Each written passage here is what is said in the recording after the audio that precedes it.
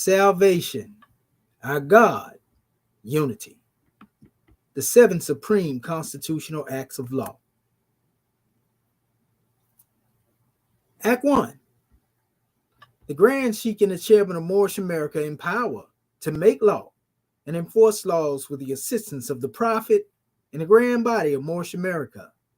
The Assistant Grand Sheik is to assist the Grand Sheik in all affairs, if he lives according to love, truth, peace, freedom, and justice, and it is known before the citizens of Moorish America. The bylaws. Act 2. All meetings are to be open and closed promptly, according to the Circle 7 in love, truth, peace, freedom, and justice. Friday is our holy day of rest, because on a Friday the first man was formed in flesh. And on a Friday the first man departed out of flesh and ascended unto his Father God Allah.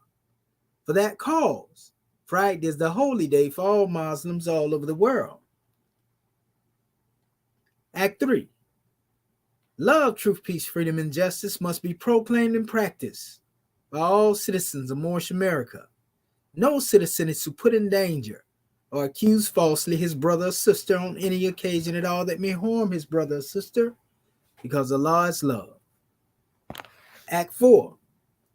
All citizens must preserve these holy and divine laws, and all citizens must obey the laws of the government, because by being a Moorish American, you're part and parcel of the government and must live the life accordingly. Act 5. No organization of Moorish America is to cause any confusion or to overthrow the laws and constitution of the said government, but to obey hereby. Act 6. With us, all citizens must proclaim their nationality, and we are teaching our people their nationality and their divine creed, that they may know that they are part and parcel of this said government, and know that they are not Negroes, colored folks, black people, or Ethiopians, because these names were given to slaves by slaveholders in 1779 and lasted until 1865 during the time of slavery. But this is a new era of time now, and all men now must proclaim their free national name to be recognized by the government in which they live and the nations of the earth.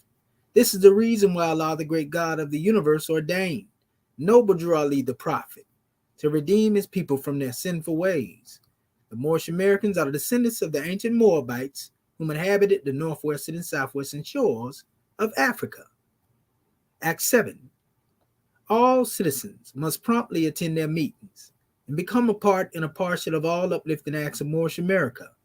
Moorish Americans must pay their dues and keep in line with all necessities of Moorish America, and then you're entitled to the name of faithful. Husband, you must support your wife and children. Wife, you must obey your husband and take care of your children and look after the duties of your household. Sons and daughters must obey father and mother and be industrious and become a part of the uplifting of fallen humanity. All Moorish Americans must keep their hearts and minds pure with love and their bodies clean with water. This divine covenant is from your holy prophet, Noble Drew Ali, through the guidance of his Father God Allah. Prophet Noble Drew Ali, peace and blessings be upon him, founding father and framer of the divine constitution and bylaws of Moorish America. The providence of Allah is ever all his works. He ruleth and directed with infinite wisdom. He hath instituted laws for the government of the world. He hath wonderfully varied them in all beings, and each by his nature, conforming to his will. Shimotepu Moorish King.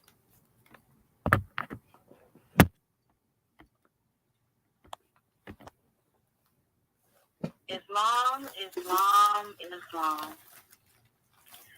Gratitude to our National Assistant Grand Sheik for opening up the way according to law. I am the National Grand Secretary of the state of Indiana, Dr. Saad Natiyu Hetjeru El, and I rise giving perfect praises to our Father God Allah and the highest honors to our Holy Prophet, El Haj Sharif Abdul Ali. Honors to our theocratic Moorish American government. Honors to all of Act 1, our Grand National Seal, our Grand National Emblem, and our Grand National Flag, the Moorish flag.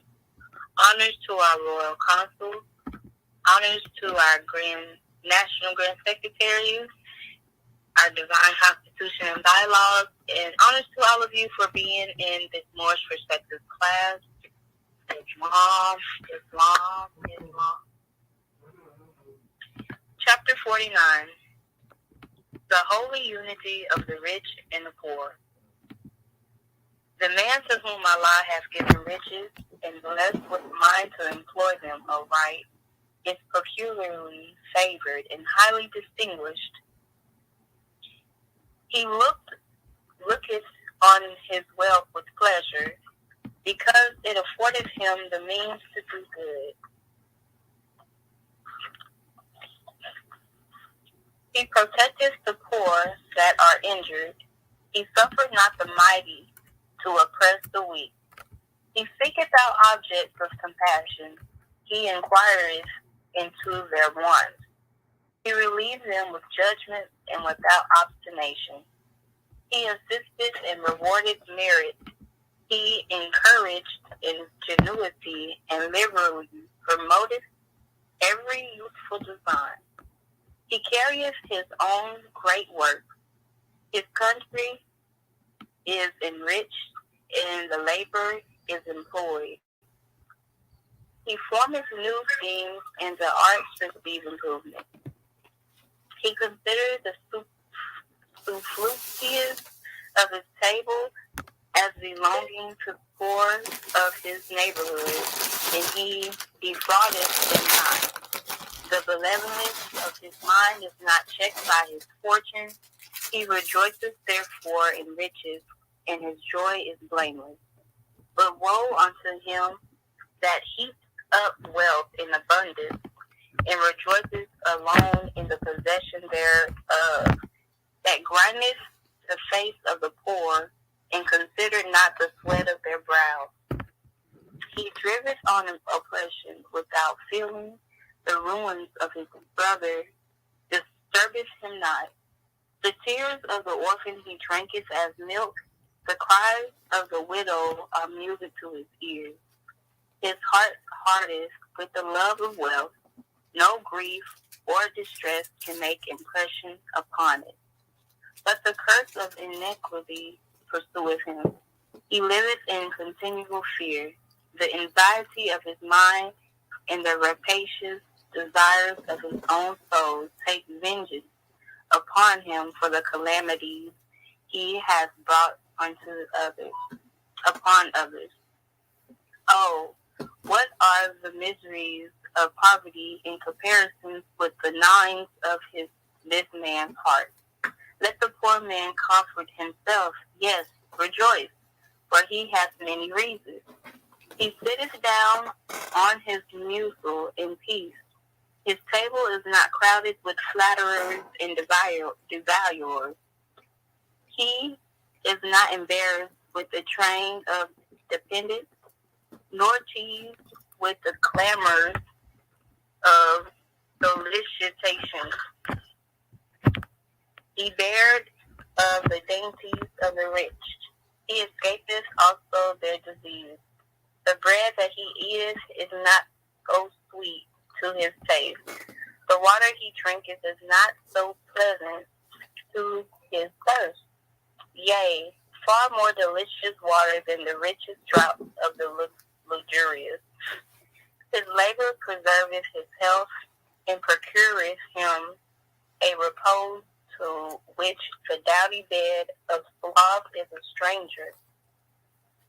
He limits his desires in humility, and the calm of contentment is sweeter to his soul than all the acquirements of wealth and grandeur. Let not the rich, therefore, presume on his riches, nor the poor in his poverty yield the despondent, for their providence of Allah dispenses happiness to them both. Islam, Islam, Islam. Today is July 15th, 2023, and welcome to another Moorish Perspectives class sponsored by our Moorish American government. Our host instructor is our National Assistant Grant Chief, Dr. Shedu Aminti Amoheji Shepsuel. We will come out of our chapter of the week, chapter 49, the holy unity of the rich and the poor. Ayat 1. The man to whom Allah has given riches and blessed with the mind to employ them aright is peculiarly favored and highly distinguished. Gratitude again to our National Assistant Grand Sheik for this, for taking the power for opening up the floor according to law. And gratitude to our National Grand Secretary of the State of Indiana, Dr. Hanasu Hector L, for taking registration and also reading the chapter of the week. At this time, I will call to the floor our host instructor, our National Assistant Grand Chief, Dr. Shuttle Muted. Islam Grand. Unmuted. Islam, can you hear me, sister? Clear as a bell. Gratitude. Gratitude. Islam, Islam, Islamism without the schism. But let us rise again upon the seven and give all praises to the great God Allah, Father God Allah, and honors to his holy prophet, honors to our holy prophet, Noble Drew Ali, El-Hajj Sharif Abdul Ali, that is. We give honors to our Moorish kin once again, here, there, and everywhere, and therefore honors to all of you who are continuously honoring yourselves by being yourselves. We give honors to our Grand National Seal. We give honors to our Grand National Emblem, National Flag, Divine Constitution and bylaws, and honors to all of you who are indeed a living manifestation and personification of everything that our Holy Prophet brought to make us a nation. I want to welcome you again to another Moorish Perspectives. And I'm your host instructor, Dr. Shahid Imani Al-Mohadi Shabazel. My ancient Comedian high name being the same as Dr. Shedawin Minti El Muhajjid Shepsuel. And we indeed, Moorish can have a grand drawing to bring forth before you today. This is going to be a powerful degree of knowledge, so to speak, a few degrees of knowledge. You know, this is going to be very powerful, you know, as we go off into this special drawing. This ayat, as you can see it going across the bottom of the screen, if you are watching via social media, YouTube, you know, you can see it states, the man whom Allah hath given riches and blessed with a mind to employ them aright is peculiarly favored and highly distinguished. You know, and this is a powerful demonstration. And now y'all already know when we talk about man, we talking about none other than that Moorish American National. So the Moorish American National whom Allah has given riches and blessed with a mind, and you know he blesses with a mind because we are indeed a thought of the great God Allah made manifest in the flesh. So how can we not be blessed with a mind? Man mean thinker, right? Oh, Moorish American National mean thinker then, right? So the Moorish American Islam Grand Secretary of State. Yeah, Dr. Shahid, on the conference call side, you're going in and out. Uh-oh. We definitely got to hear every word, you know? Okay, let me make sure this demonstration right. I'm going to try to, sometime when I just hit the speaker and then bring it out. I just got this glass fixed because I dropped this phone yesterday on the face. And mashallah, we'll see. Okay, it sound a little clearer now? It sounds, yeah, you're on one balance for right now. Yes, sir. Okay. Islam, you let me know. Gratitude. Will do. Okay. Let me put this here. Okay, that way. All right, yeah, so, yeah, this is a powerful measure that we had to bring to the manifest Moorish kin. Indeed, a grand drawing. And like I said, let me put this here. Okay, there we go. Yeah, like I said, Moorish kin is the Moorish American National to whom Allah hath given riches. Now, a lot of time when we hear the term riches, you know, we think of, you know, gold and silver, which that is wealth. You know, the prophet said he got the gold and silver. But also, some people may think that this is fiat. Some people think this is amassing a whole bunch of fiat and wealth from that standpoint. But we already know that the gifts of understanding are the treasures of the great God Allah. And in our last chapter, we actually went over the drawing where we pointed out the fact of the matter that in all actuality, it's the great God Allah that has endowed man with wisdom, our gross national product.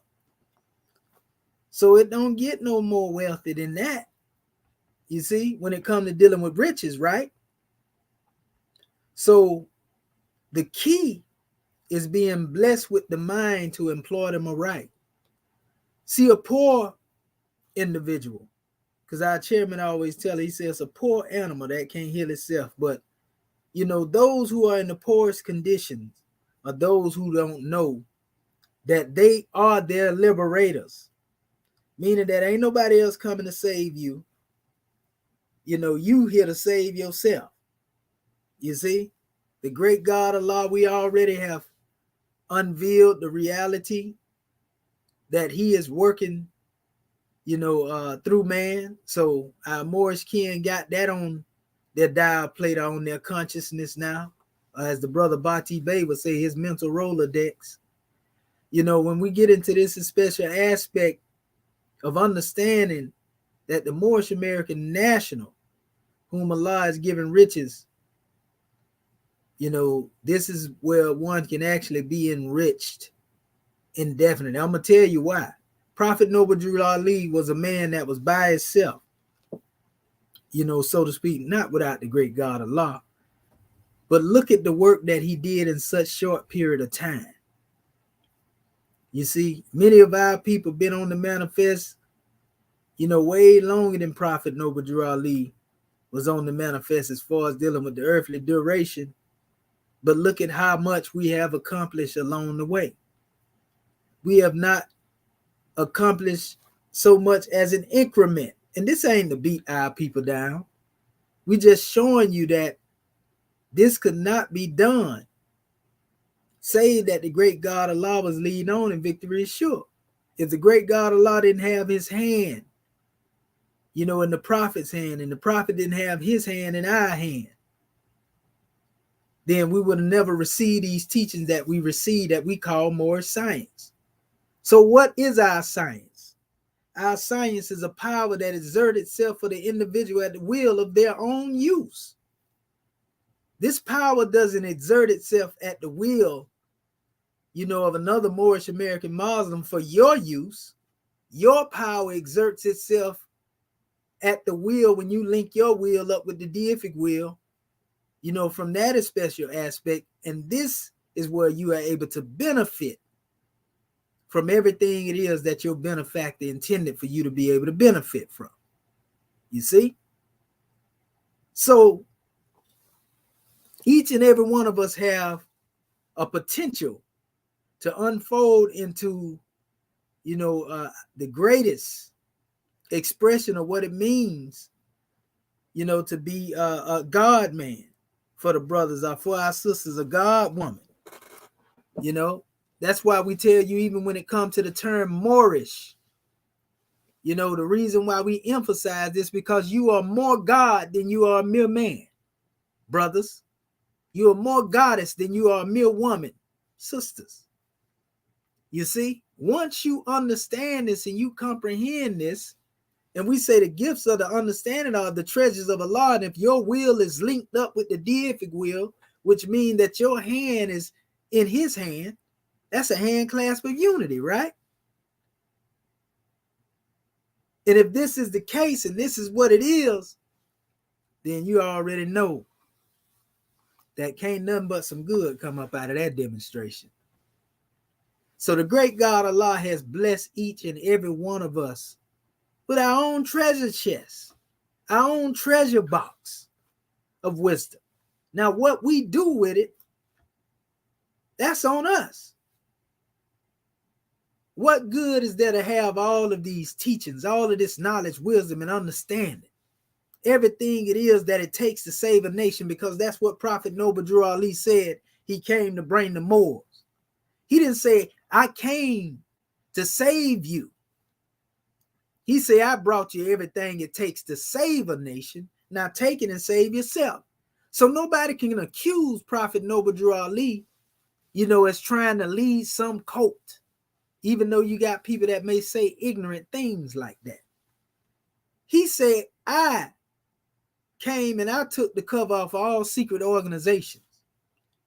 But if he said he brought you everything it takes to save you as a nation, then why is it that we haven't taken it and saved ourselves?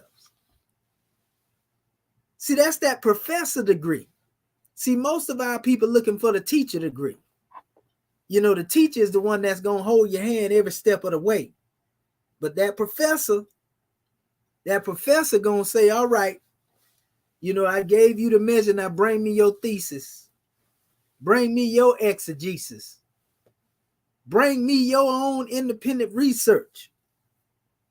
You see? But if you are insufficient in knowledge, then we are also able to say, it's safe to be said, that you are also insufficient in wisdom and understanding. How can you have wisdom and understanding and you don't have knowledge as your basis and your foundation? So if we have intelligence within us, and we've been talking about this, we've been harping on this for some time now. If intelligent design is at the root of our makeup, and we're going to keep emphasizing that, because remember, the great God Allah said, moreover, his design comprehended the heavens and the earth. You know how somebody, if you know anything about building, you know about blueprints, and if you know how to read one, then you know how to navigate through that demonstration and get your job done, without having to go back to the architect and have some conversation with him, because you already know how to read the blueprint. Now, if you don't know how to read the blueprint, you're going to get thrown off, man, by them schismatics, so to speak.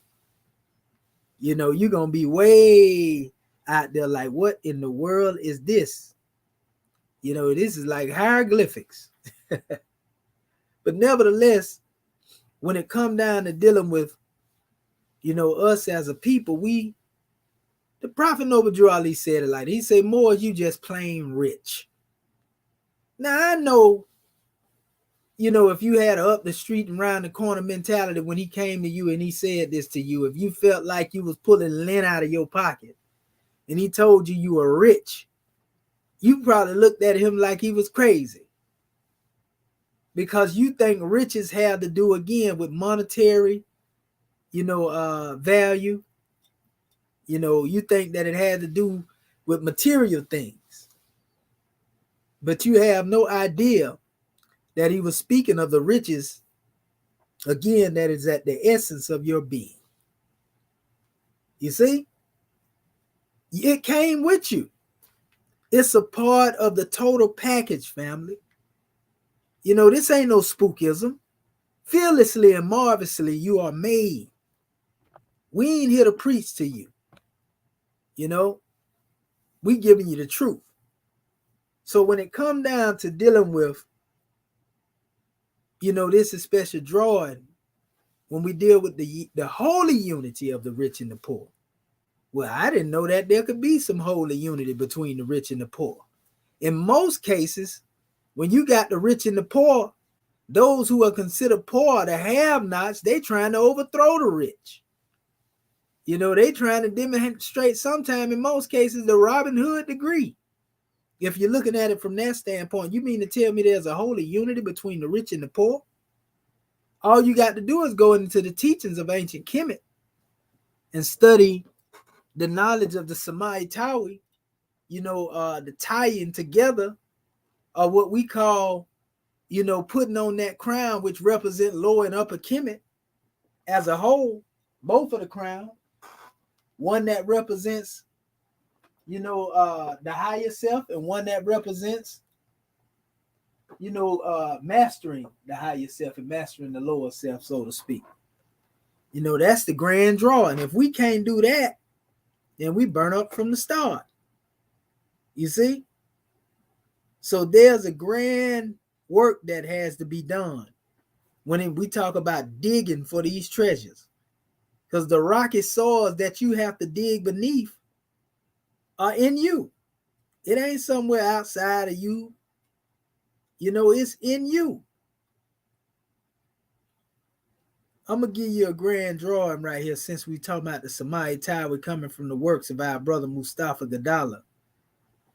And this is actually coming from his book, The Egyptian Mystics and the Seekers of the Way. And he actually has the symbol of both Tehuti and Heru pouring unks over the head of one of the Ramesu. And this represents a form of purification, the libation process. And it says the heart thinks all that it wishes and the tongue delivers all that it wishes. So if your heart is the treasure box, then surely the tongue, when you speak, should be manifesting all of that, you know, out of you. You know, this is a powerful demonstration, family. It's all about going within oneself and being able to take this knowledge, wisdom, and understanding and uplift oneself. And this thing goes so deep, it talks about getting out of the box, the enemies of impurity, and so forth and so on. But it also goes into the story and the struggle between Heru and Set. And this is dealing with the battle and the enemies or the impurities. And listen to what he said. He said there are basically two forces within each of us. One pulling us down into the box and another pulling us out of the box. This archetypal inner struggle in ancient Egyptian model is symbolized in the struggle between Heru and Set. It is the archetypal struggle between the opposing forces. And Horus in this context is the divine man born of nature who must do battle against Set, his own kin representing the power of opposition and not evil in the narrow sense. Set represents the concept of opposition in all aspects of life, physically and metaphysically. This is powerful, you know, and it goes into many different other aspects of it, you know, when it talks about learning about the above and the below and so forth and so on. So what makes us poor as a people, especially when we don't have the knowledge to be able to heal ourselves, what makes us poor is a lack of a knowledge of our own divinity. So this is the true wealth that we are lacking. This is the true poverty-stricken state that we are found in. The poverty that we suffer from is a lack of knowledge of the truth. Because if you seek knowledge in the kingdom thereof, then everything else will be added unto you. The gateway of knowledge opens up the way for blessings, or as they call them in the Arabic, barakah. So once we understand that a lack of wealth, you know, and being poor has to do with lacking a knowledge of ourselves, then we will begin to look beyond the material realm and we can really come to a clear conception of the work that we are called to do. We can really come into the insight of what it means to truly begin to build a nation. Because that's what we're talking about, nation building. You see? Oh, this is a powerful demonstration. So again, the man the Moorish American national now, to whom Allah is given riches and blessed with the mind to employ them aright, is peculiarly favored and highly distinguished. And you have to ask yourself, have you been blessed with a mind to employ your riches aright? Only you know your thoughts. You see? Man, that's powerful. Only you know you, and you take you everywhere you go. So you can't blame nobody else for what you failed to do. You have to come into yourself and look at the new slave master, the new slave breaker, new slave catcher, new slave holder. All this is inside of you. And you've been pointing the finger and blaming everybody else for being your slave master. Everybody else for being your slave breaker, slave catcher, slave holder. When in all actuality, you are the one that has been demonstrating these measures upon yourself. That's something else there, Morris Ken. And it is again because we lack the full comprehension as a result of the knowledge.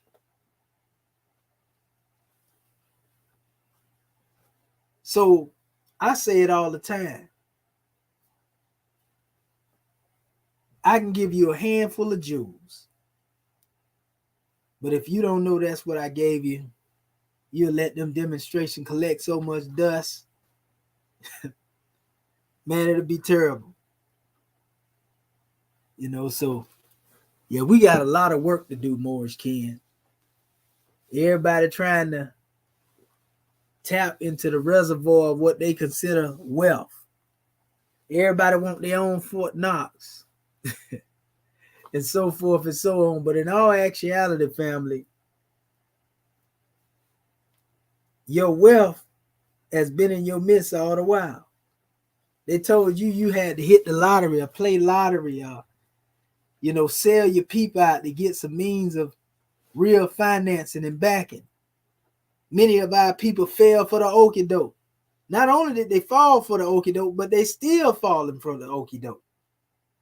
And so now we have a generation coming behind us, and again, they done come up with that philosophy, get rich and die trying, or die trying. But nevertheless, it don't matter what type of funding you have or what type of financial backing that you have. If you're a slave, you're a slave. That's facts. You can try to dress it up like you want to dress it up. But we know forgetfulness is man's greatest enemy and adversary. So we got 60 million people to say. We got a young and not yet born. We got the babies that we trying to uplift. And how can we do that if we have yet to uplift ourselves out of the muck and the mire of our own conditions and the things that we have been suffering from? What ends up happening is that we will pass down, from generation to generation, more failure. And in terms of failure, this is what people have been calling now a generational curse. But it gets deeper than that. The question is, are we in the state of mind to where we want to become manufacturers now instead of being consumers? Man, this is powerful. So when you deal with the holy unity of the rich and the poor, there is no respect of persons coming from either or. You see? The holy unity between the rich and the poor. Again, don't equate this with paper money and gold. This is all dealing with self-mastery. If you're in a state of self-mastery, then you demonstrating gold. It don't get no plainer than that. Right? So yeah, each and every one of us, that's why we don't have no excuse. If everybody knowledgeable, everybody on point, then how can you mislead them? Your knowledge, wisdom, and understanding is what makes you that distinguishable one.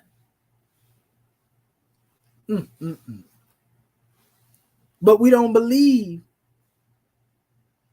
that we have this grand information, this grand insight to be able to really build a nation. So we think that we got to let somebody else dictate the course for us. So we say self-determination ain't for us. That's what our people end up saying, because they still are in a dependent state while they are fighting you and fighting me for talking about being free, talking about self-determination. Man. The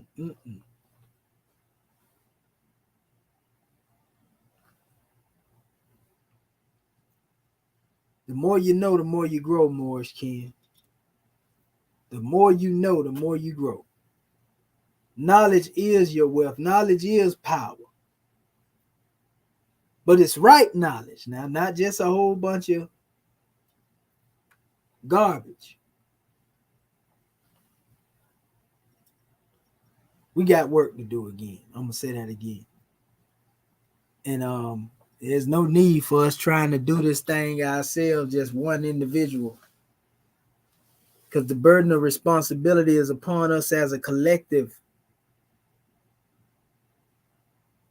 So there's a lot of wisdom to be learned by the Moors.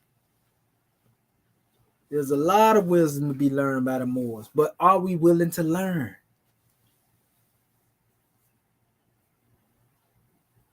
Are we willing to learn, Morris Ken? That's the question that we have to ask ourselves. We, each and every one of us, and I'm going to tell you what your greatest gift is. It's your purpose. I keep telling our Morris Ken, once you find your purpose, you know, this is the real gift of understanding that we talk about coming from the treasures of Allah. It's your purpose. You know, once we come into a state of that, and we come into the heights, you know, of our divinity, we'll have everything it is that we set out to have. All we got to do is come together and pool our resources mentally, physically, and spiritually. And you ain't got to worry about being poor no more. You see, it's that easy. It's that simple. There's a drawing as we go in the chapter, and it goes on with the other ayats.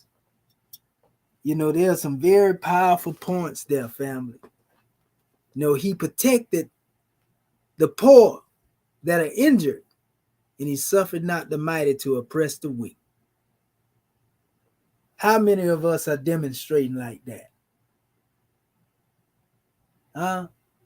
Because now, the way social media is, if you don't want to accept the narrative, then you're a problem. They're trying to get rid of you. They're trying to ostracize you and so forth and so on. In our next ayat, he seeketh out objects of compassion. He inquired into their wants. He relieved them with judgments and without obstination. So this is talking about one that has actually had some empathy within the self. He assisted and rewarded merit. He encouraged ingenuity and liberally promoted every useful design. Question is, are we doing that? This is the whole blueprint right here and telling you, you know, how to get rich, and you ain't got to die trying neither. You know, this is a whole layout. A whole layout, family. Some people like to call it the cheat code. But this is the, you know, the blueprint basically right here telling you. You know, that's why we get into these social duties. You can't help but see Kemet all up in there. You can't help but see the teachings of Tahotep all up in there. Honest to acting forth. You know, the author of these lessons. So it states, he carried his own works, or great works. His country is enriched and labor is employed. He forming new schemes and the arts receive improvement, right?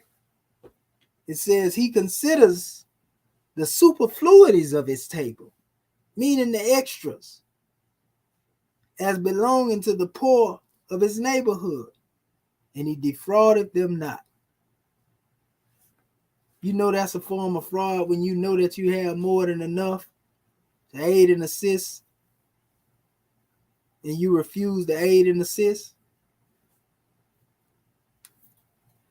Just think about that a bit, family.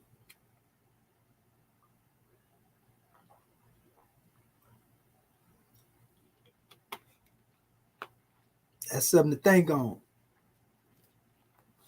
Also, it goes on and it talks about the benevolence of his mind is not checked by his fortune. You know what that means? It says he rejoices therefore in riches, and his joy is blameless. You have those whose benevolence is checked by whether they up or they down. If they're doing good, then they happy.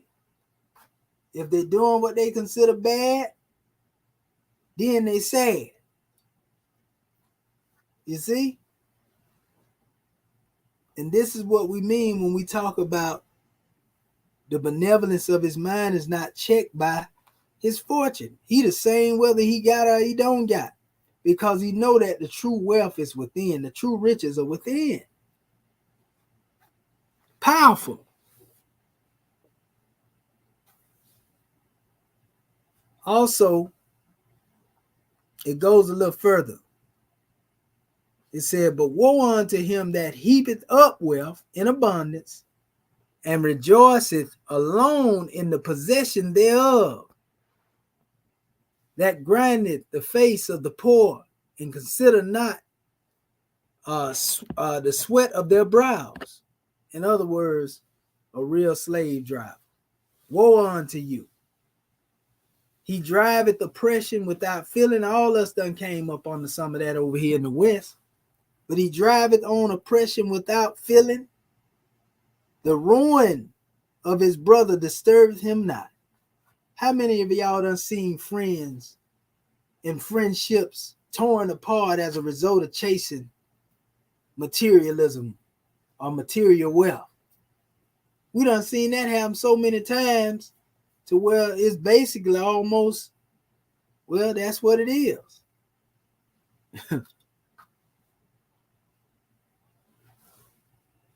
It goes on, it says, the tears of the orphan he drinketh as milk.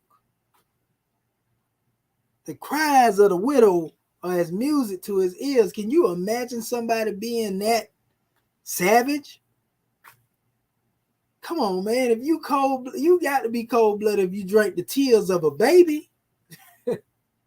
That's terrible. You know, and then, you know, the cries of the widow. If this is music to your ears, that's terrible. Man. It said his heart hardened with the love of wealth. No grief or distress can make impression upon it. Wow. That's the nature and the effect that wealth has upon the heart. So you got to be a real trooper, a real soldier.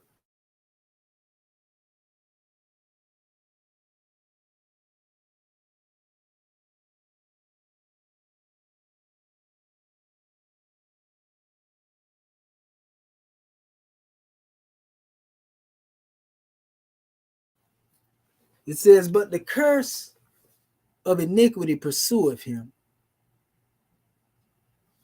That's bad. The curse of iniquity. That's what it sounds like our people dealing with. He liveth in continual fear, fleeing with no man pursueth. The anxiety of it, the anxiety of his mind now, it says, and the rapacious desires of his own soul take vengeance upon him. for the calamities of others. Our calamities he has brought upon others, so to speak. That's that karma. One is already looking to get the short end of the stick, so to speak, because that's what they've been dishing out and giving out. You see? Man.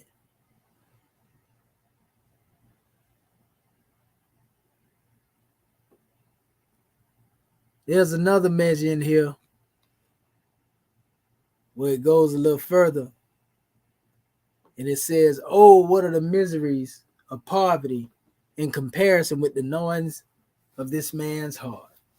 Poverty ain't got nothing on what this one is really suffering within. Though he looks wealthy on the outside, he look like he got it out, but in all actuality, one is suffering. One is, being torn asunder, so to speak.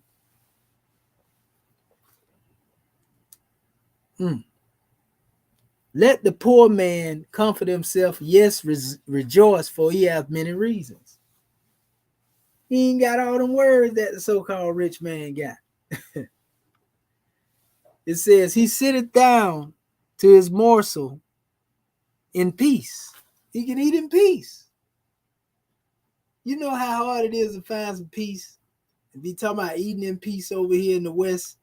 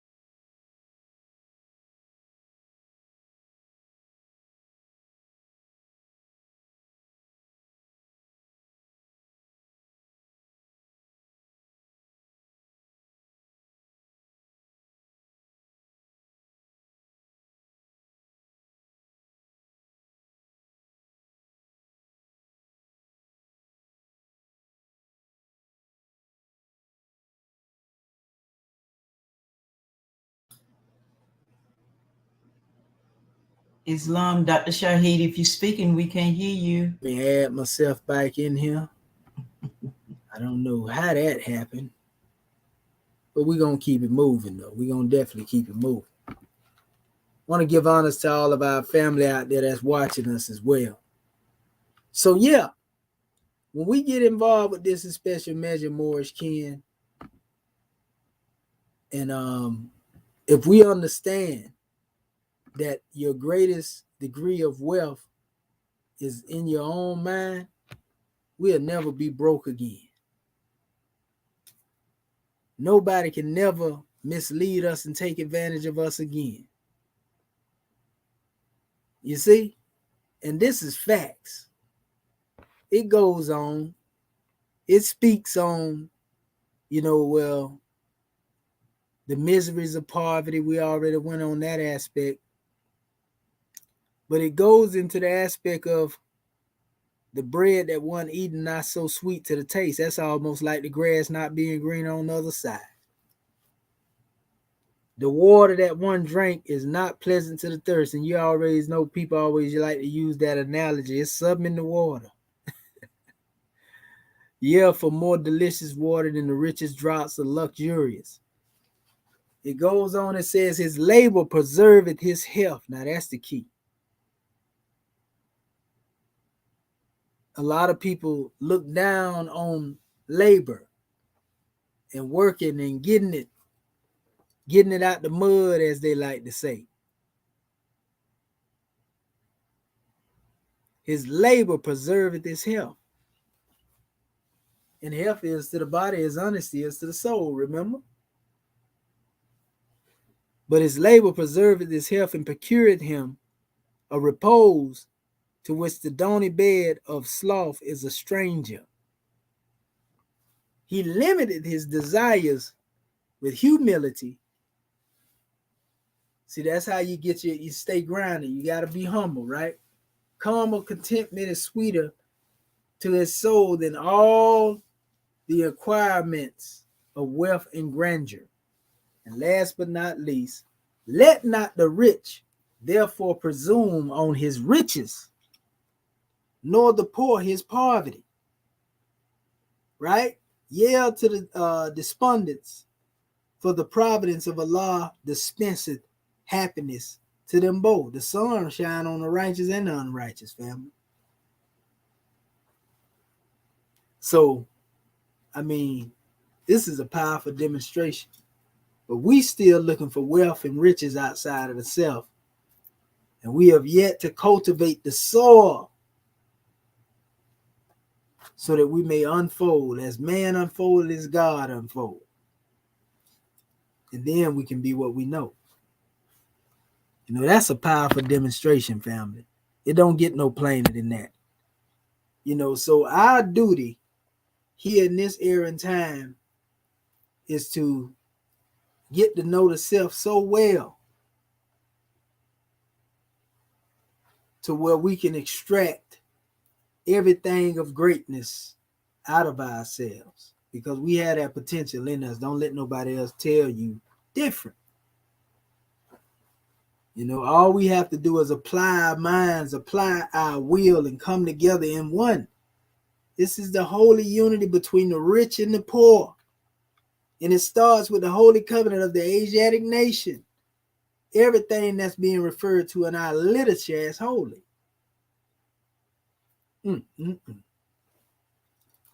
Powerful. Yeah, we got a lot of work to do again. I'm going to say that again. We got work to do. So, yeah, if we want to deal with some real oneness, some real unity, we got to purify our hearts and minds. We got to clean ourselves up. If not, again, the worst is yet to come. This is a powerful time that we in. I tell our people all the time, we could have been born in any particular age of a cycle, but we just so happen to be those who have the duty and the obligation. We are charged with making this thing right. If everybody else fail, who you think the last men standing? It's the Moors.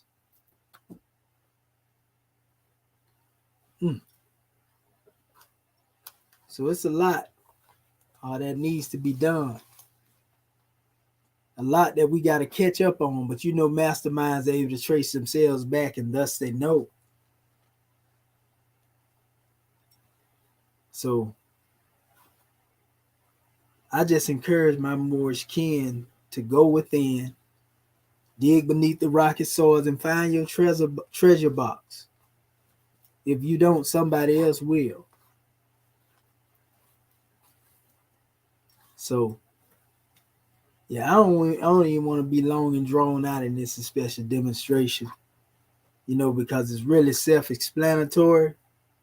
But I did want to give my little insight there. So, you know, what I'm going to do, I'm going to open up the floor, you know, a few minutes earlier than we normally do, because we really want to hear from our Moorish kin and see what it is that they have in relation dealing with this holy unity between the rich and the poor, you know, and everything else. So, yeah, what I'm going to do, I'm going to call on our family.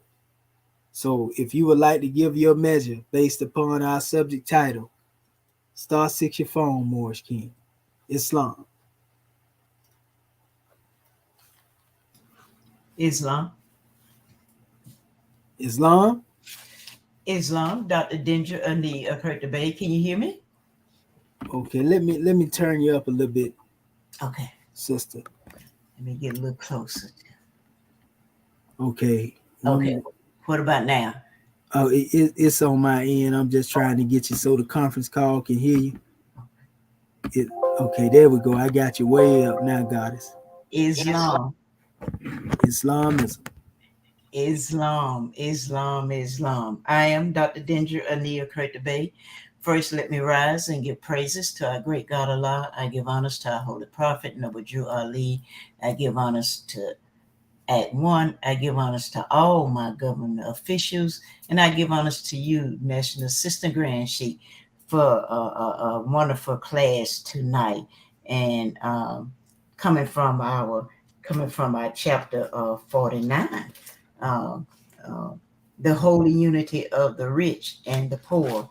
And you coming from the ayat 1, the man to whom Allah have given riches and blessed him with a mind to employ them aright is peculiarly favored and highly distinguished.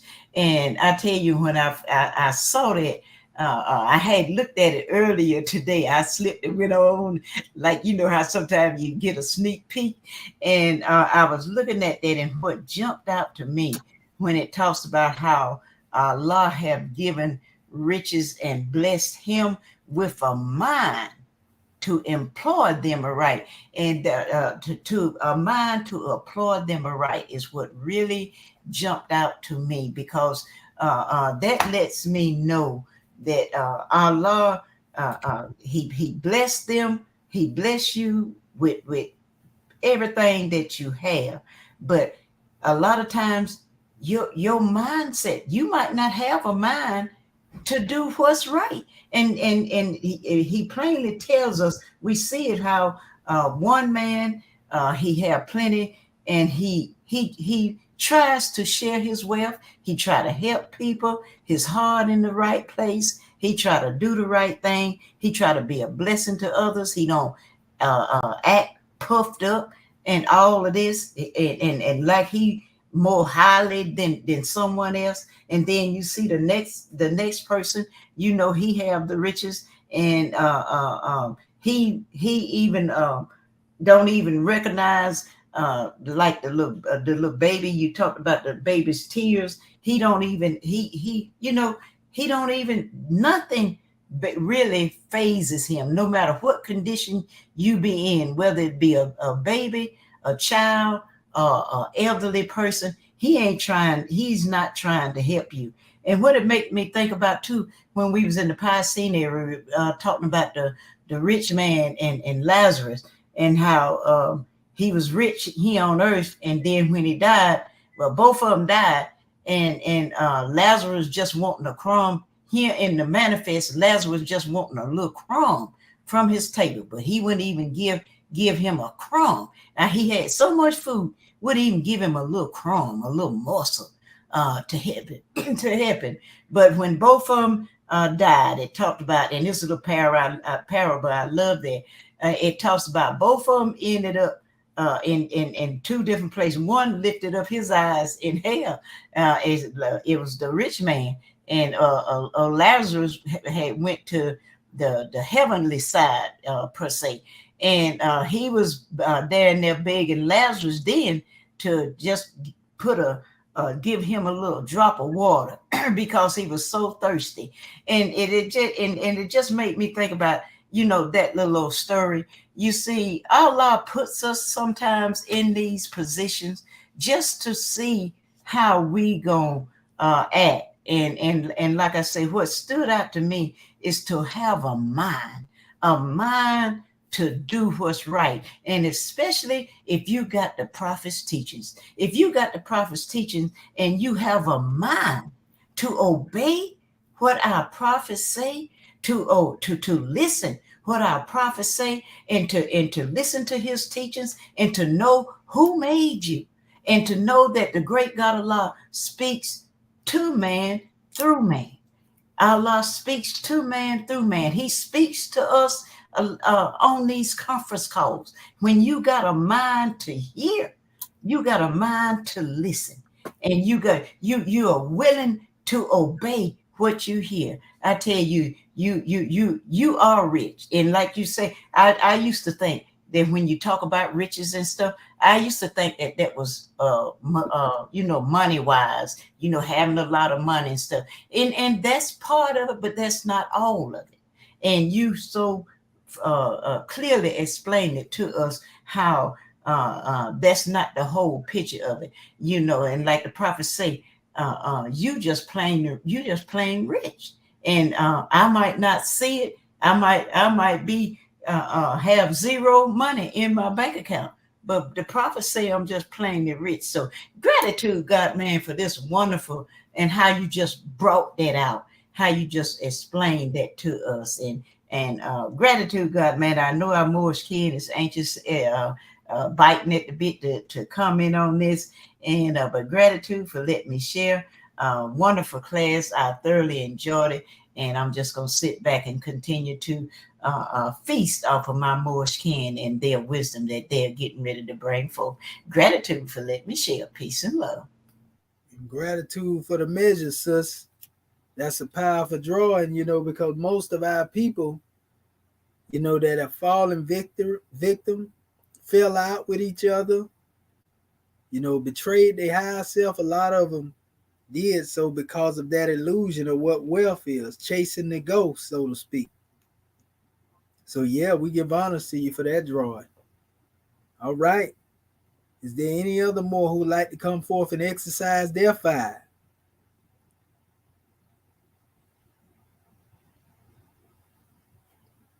Angel.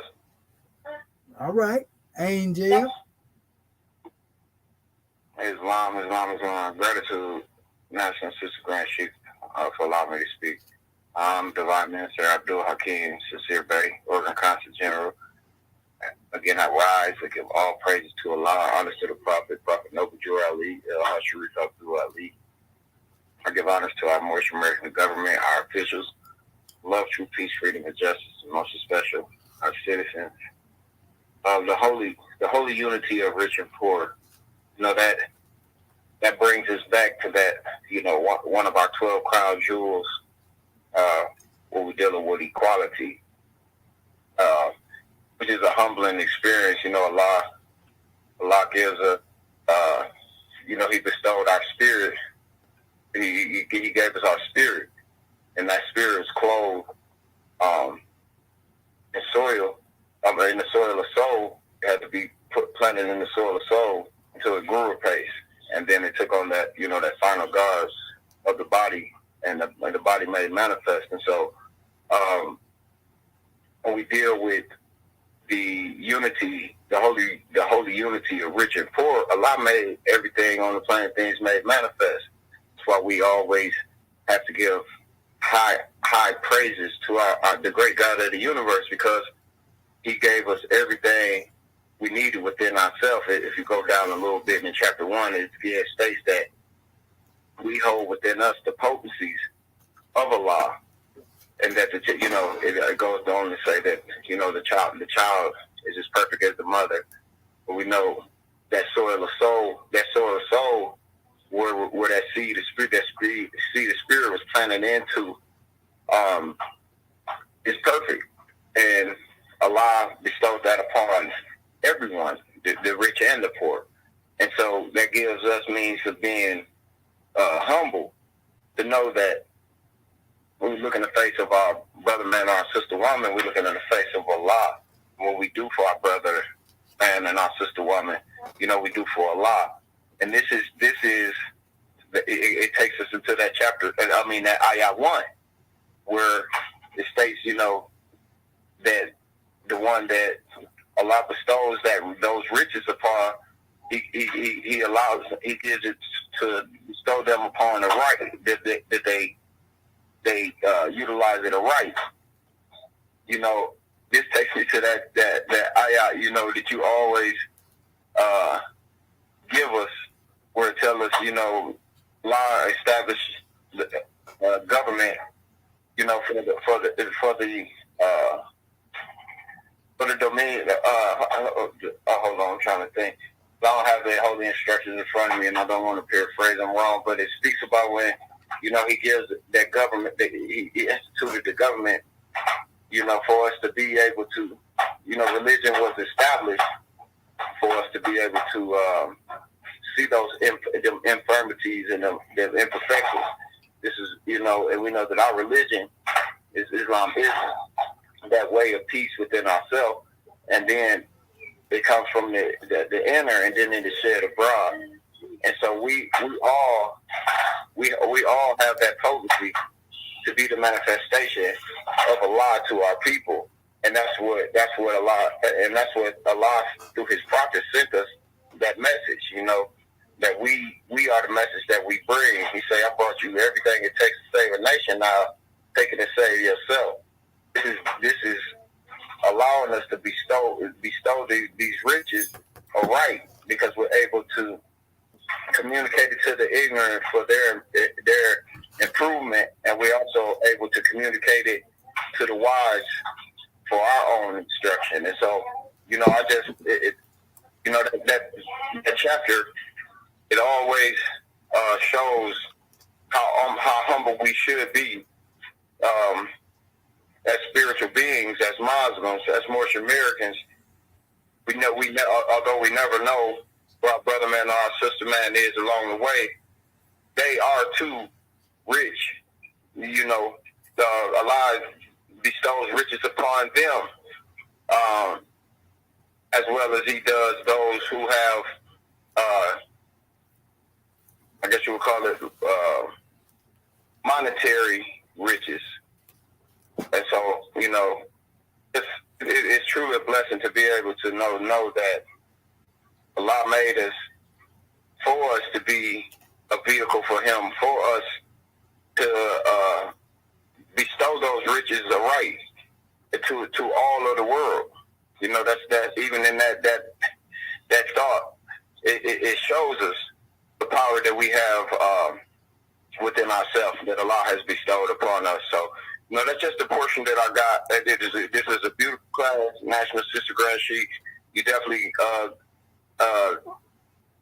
kept truth out on the forefront and brought forth that measure, that we all may get an understanding on it. And much gratitude for allowing me to speak again. Peace. Well, Islam. And gratitude for your measure, brother. Honors to you for your contribution. Islamism without the schism. All right. Is there any other more who would like to come for that, brother Muhammad Bey? Islam, it is. Indeed, it is, grand man. Praise Allah. Islam. Yes, I'm Dr. Gerald Hamid Muhammad Bey, Consul General of the South Carolina Consulate. Pardon yourself.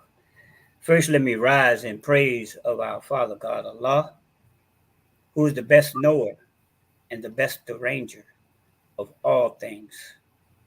We give the highest honors to His holy prophet, our holy prophet, Noble Drew Ali. I want to give honors to our Grand National Seal, our Grand National Emblem, and our Grand National Flag. I want to give honors to Act 1 of our Divine Constitution and bylaws. I want to give honors to this theocratic government in which we all live and can live. I want to give honors to Marcus Messiah Garvey, L., the forerunner who prepared the way for our beloved prophet, Noble Drew Ali. And I want to give honors to all of our Moorish kin, visitors, and everyone on this Moorish Perspectives live conference call this evening. I want to give honors to absolutely everything Moorish. And of course, always giving much honor and respect to you, Grand Man, our National Assistant Grand Chief, for always sharing, as this lesson is saying, the riches that the great God and Father of the universe has bestowed upon you. Gratitude for all that you do, Grand Man. We definitely appreciate you. Islam is a grand class, and as always, you cover so much ground, brother. Like it says, the ayat, the man to whom Allah has given riches and blessed with a mind to employ them aright is peculiarly favored and highly distinguished. I concur with my Moorish kin. The first thing that came to my mind on this subject matter, you know, everything that the prophet said is profoundly true. And it has many depths and degrees of understanding and unfoldment. One of the greatest things among many things that the prophet spoke, he said, if he could just get me to thinking, if he could just get us to thinking, we would save ourselves. So when I think about this ayat, the first part of the ayat, again, the prophet said, Moors, you are just plain rich. See, we live in a society whenever that word dealing with riches is mentioned, the first thing that we think about is material riches. Not that that doesn't matter. Yes, it does.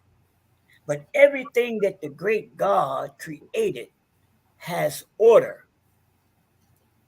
And when things are in order, that means things are balanced, in harmony. So here we have, when it's talking about the riches, we know that the true riches, as you stated, God, man, is right knowledge. You stated how our people in the scripture, they mistranslate it. They say that our people suffer for the lack of knowledge. Well, we're living in the information age, and there is an abundance of knowledge available. However, all knowledge is not beneficial. So it is true. Our people, or we don't suffer from the lack of knowledge, we suffer from the lack of the knowledge of the truth. And this is where the true riches lie. This is where the true riches are. Even when we go into the material aspect, when one doesn't have the knowledge of the truth, that means that they cannot, right, properly or correctly establish those material things in the proper manner. In this Moorish school that we're in, this Sacred Grove University of the Moorish American government and this nation, the one of the most profound things that we are taught, absolutely everything begins with a thought. And I just want to read that ayat right quick. This is in chapter 22 of our Moorish Holy Quran. Listen at it, family. Ayat number 17. All things are thought. All life is thought activity. The multitude of beings are but phases of the one great thought made manifest. Lo, Allah is thought and thought is Allah. So if everything begins with a thought, that means that knowledge is paramount to our thinking. And right knowledge is even more paramount to our thinking because it enhances who we truly are. Then the next part of the ayat, here we go, family, right? The next part of the ayat says what? It says, and blessed with the mind to employ them aright. That means, right, just because an individuals have been given the knowledge of the truth, there is a proper way. There is a right way to do what? We have to use it. That's another one of our teachers in this sacred grove. It's not in the possession of a thing, but in its use, wherein lies the authority and its power. We are taught that we have to be right in our thinking, right in our speaking, and right in our actions. All this comes from the knowledge of the truth. knowing when, where, and how to use that knowledge. That's where the wisdom comes in now. And this all gets back to the number one thing. The first and foremost purpose of life is to spend it in the building of the temple of perfected man. That cannot be accomplished without understanding, and understanding can't be attained without knowledge. So we say, well, you got to have a teacher. When the student is ready, the teacher will appear. And family, we have the best. We have divine teachers here in this Moorish American government, and we definitely encourage all that are listening to come in. So, in ending, family, says employ them aright and peculiarity. Now, in the scripture, right, this is unique also because the scripture, right, in the Piscean record, it says that we shall be a strange and peculiar people unto God. Why? This is not a negative when it says, right, because a lot of times, right, I know when I was coming up and they was teaching it in the church, right, they taught it as a negative. We were peculiar because you understand about ungodly ways. No, this is not what that scripture is talking about because it says unto God. Meaning we're peculiar because, right, we have that knowledge, that understanding, and we strive wholeheartedly to be obedient, to be conforming to those divine directives. And that's what Prophet Noble Jew Ali brought us in this new era of time now, family. He enriched us. He endowed us with the riches of the knowledge of the truth, that it may make us free. Because when you at the knowledge of the truth, you shall know the truth, and the truth will make us free. Gratitude, grand man. This is a grand class. Islam, peace and love. Thanks for letting me share. And gratitude for the measure. Islam, peace and love. All right. Is there another more who would like to come forth and give their drawing?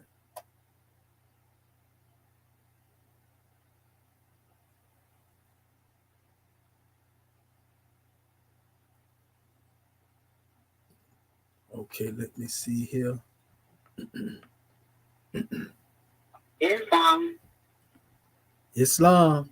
There you go, Sister Cammie. Yes. You were in and out during your demonstration. The ayah 1 in chapter 49, that's what you're focusing on tonight. Okay, let me make sure you can hear me clearly first. Can you hear me a little bit better, sister? I can't hear you. Oh, you say you can't hear me? I can hear you now. Okay, Islam, gratitude. So yeah, we're dealing with chapter 49. That's right, ayat 1. Gratitude, God, man. This is Sister Cammie. I'm in Michigan. I rise, honor, and praise the great God Allah. I honor His Prophet, Noble Drew Ali, officials, citizens, Moors here, there, and everywhere, especially my Moorish kin. The man to whom Allah has given riches and blessed with the mind to inspect them right is particularly favored and highly distinguished. That perfect seed of Allah, as far as Allah giving you your riches, that perfect seed, that is part of what makes you just plain rich. That seed of Allah. And then being conscious as far as being blessed with the mind to employ them aright. When you're conscious, living your life according righteous, holy, and divine, living according to the highest principles known to man, love, truth, peace, freedom, and justice. When you're living your life right and you're doing the right thing, the laws of the government, the laws of Hayat, those blessings, Allah will bless you. in some kind of way. It may not happen that day or the next day, but you will get that blessing from Allah. When you pray and you meditate, things happen in Allah's time. He'll give you what you need instead of what you want. When you are blessed and highly favored, and those blessings just keep coming. And you say, well, maybe I did something in the past life to be blessed this way, to be in the flesh, to be conscious, for the prophet to find you. Even the challenges with the health, as that improves, your mental, physical, and spiritual health, when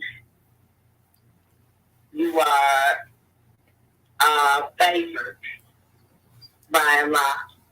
That's not talking about a favor, somebody doing something for you and you got to give something back to them later.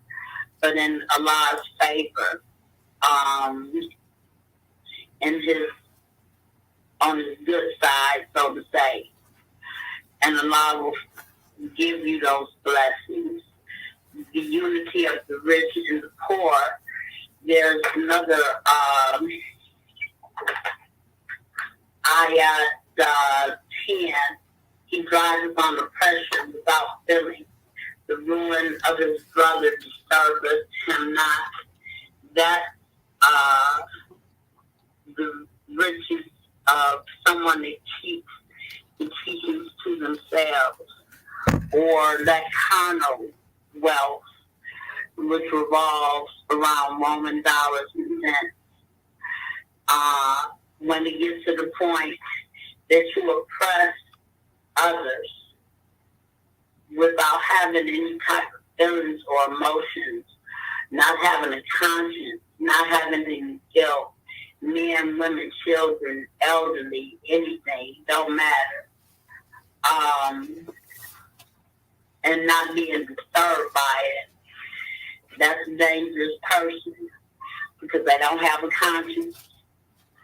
They don't feel no guilt, remorse, nothing.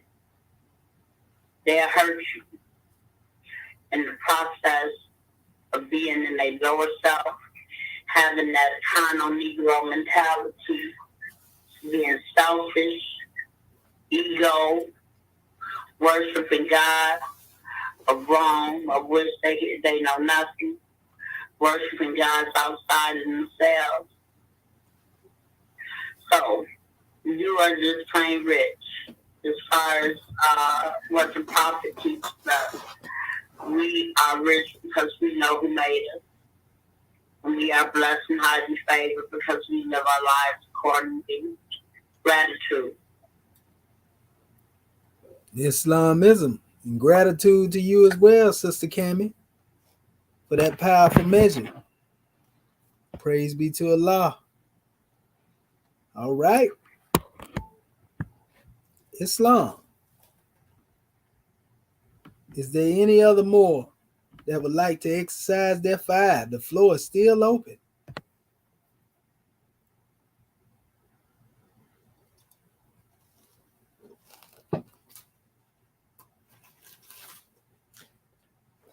Islam. Islam. Islam. This is Dr. Bati Bey with the Iowa Territory.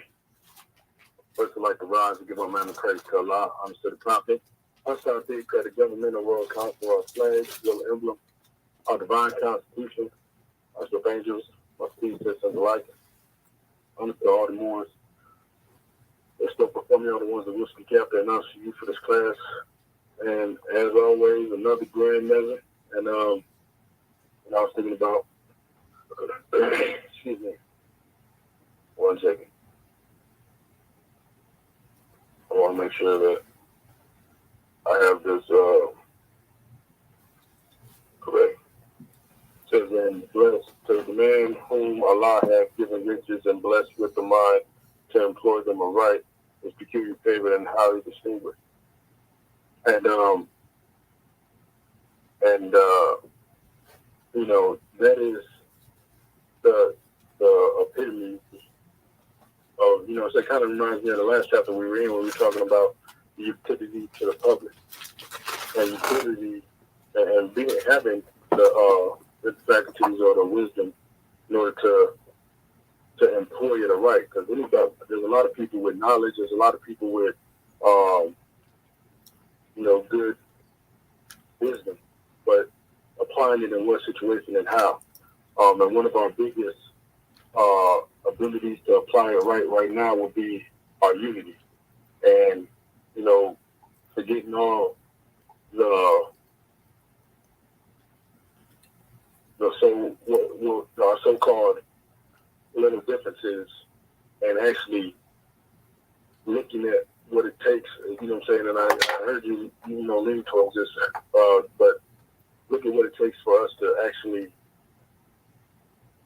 really be successful in the full sense of the word, and not just, some here, some there that are saying, and I'm not saying that, speaking to or specifically by anybody on this call. I'm just more thinking about, we got so many ones that have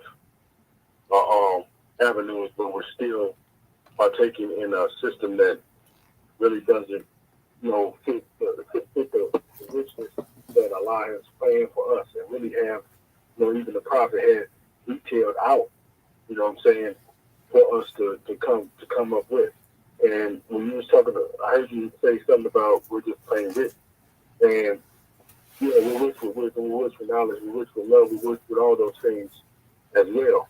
You know what I'm saying? And those are the things that build nations and sustain civilization.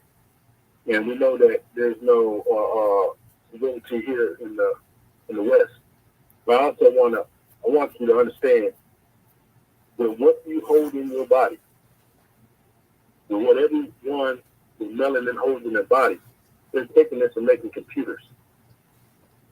They're taking what you being carbon, however you want to put it. They're taking what you have in you and making, computers that hold, 20 to 100 times more capacity for making it work for them. That's why we're expendable.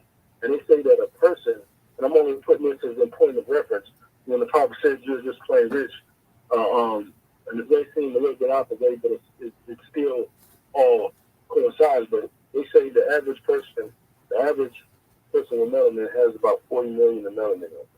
And you wonder why it's nothing to gun you down in the street. You wonder why it's nothing to give you, to take you out because of what they're going to achieve and what they're going to receive and what they're going to extract from you.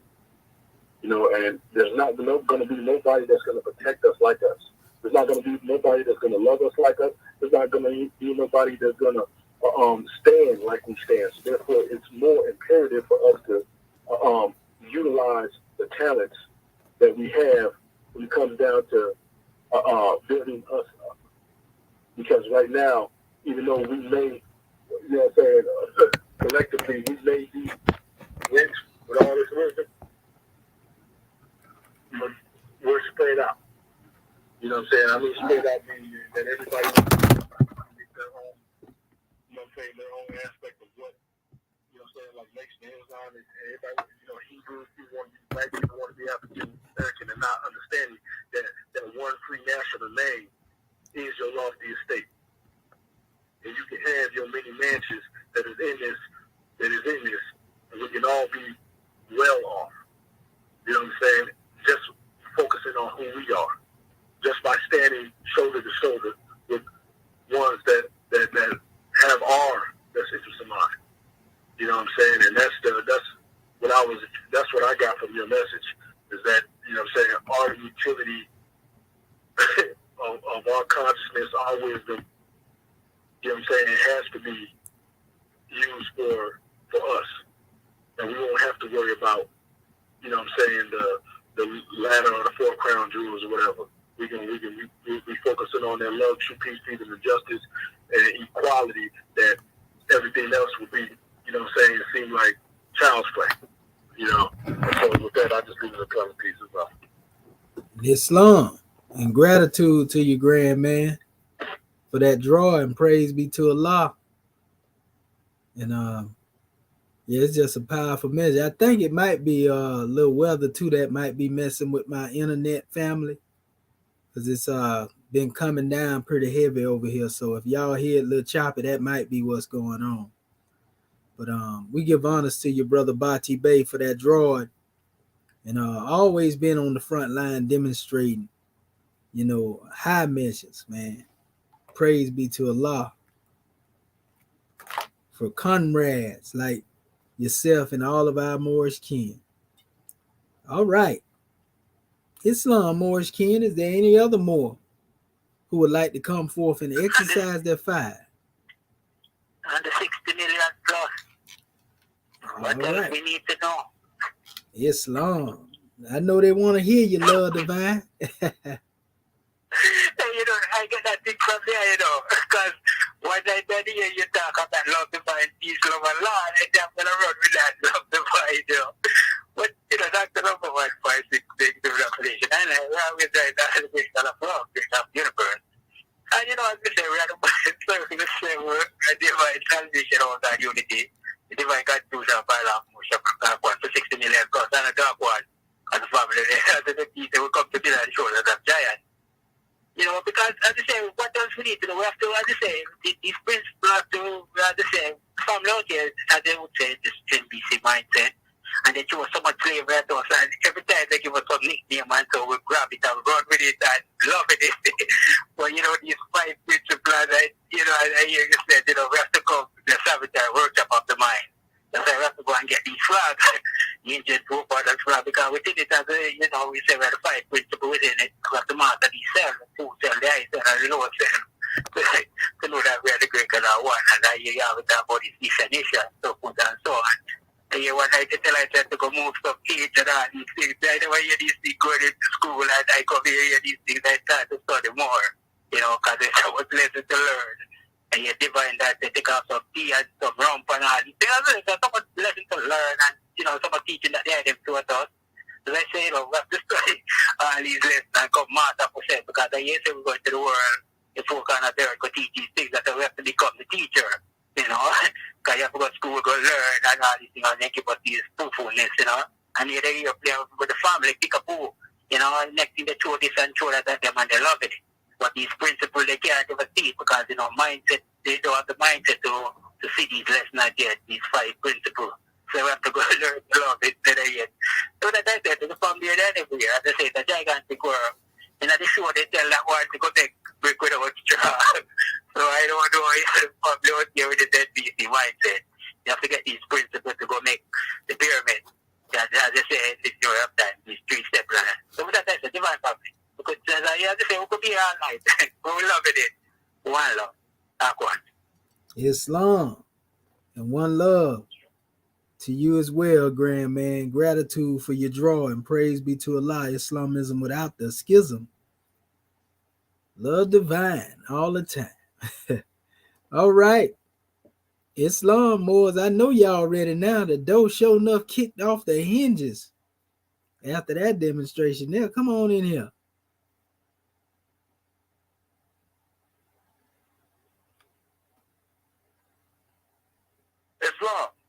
Islam, grand man. Islam, National Sister Grand Sheik, Dr. Shadur Minty, Islam, Moorish America, Dr. Kepler, and Nubish Rasul Bey, giving rise and praise to the great God Allah, and honor to our holy prophet, Noble Juali. We give honor to our Moorish American government, our grand national flag, emblem and seal, divine constitution, and bylaws of Moorish America. Praise be to Allah for our prophet bringing us everything that it takes to save us as a nation. If Islam, we give honor to the class, our Moorish perspective, sponsored by our Moorish American government. Well, I just have to say, grand class, and when I look at this special chapter, it makes me think about our beloved prophet, Wuju Ali. He said that I have mended the broken wires and have connected them with the higher powers. And when I look at this special chapter, our prophet Wuju Ali, in that philanthropist degree, we as Moorish Americans here in our Moorish American government, we know well the riches of having a divine creed and nationality. We know well that, if you're not careful, your own brother will re-enslave you. And but at the same time, when we look at Ayat 1 of this special chapter, the holy unity of the rich and the poor, chapter 49, it says, the man to whom Allah hath given the riches and blessed with a mind to employ them aright is peculiar, favored, and highly distinguished. He looketh on his wealth with pleasure because it afforded him the means to do good. And, this is what it is to be a Moorish American national, especially when we look at Act 6. With us, all citizens must proclaim their nationality. And we are teaching our people their nationality and their divine creed. And this is what the Moorish American government, the Moorish American nation, this is what we do 7 days, 7 days a year, but 7 days a week. And, it's just an honor and a blessing to be home because, our prophet, he said, children, you're just plain rich. So as we continue to spread this everlasting gospel, and also nurturing ourselves, just as well as we can be able to nurture, our Moorish kin here, there, and everywhere, it's important, that we take these teachings, these laws and lessons, and guide or right our people and lead them home, because we're not just a block of wood pointing in a direction. This is the true source for freedom for our people, with the 5 highest principles known to man: love, truth, peace, freedom, and justice. And that's just plain rich. Islam, grand class. Long live Moorish America. In Islam, gratitude for the measure, brother. We're Android. Islamism without the schism. Well, all right. The floor is still open, Moors. I told you we're going to open this demonstration up early tonight. Want to hear from all our Moorish kin. Come on up in here and utilize this time.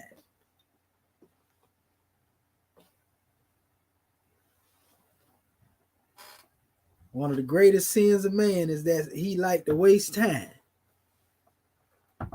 Islam.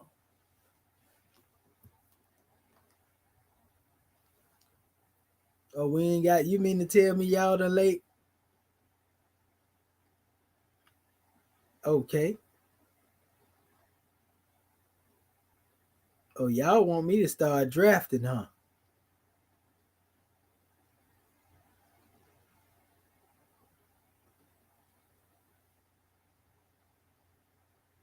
Okay. So you mean to tell me, goodness gracious, 20 minutes off from it? Our Moorish can't. Ooh, we. Well, you know what I'll do. But what I will say is this. At the end of the day, family, we trying to get our family to discover the wealth within themselves. And once you're able to dig for the wealth within you like you've been looking for it outside of yourself, this is when you're going to become enriched, so to speak. When you find the God within you, because that's the greatest jewel, that Godhead, the great God Allah himself. When you find Allah, what we say, the nearest place we can meet him is the heart. So that tell you that the heart is a treasure box then, though. So Islam, Sister Curtis Bay. She got the scimitar. Let me get out the way. Islam. I tell you, yes. This is such a powerful class, and I said, well, I'm gonna share this little part.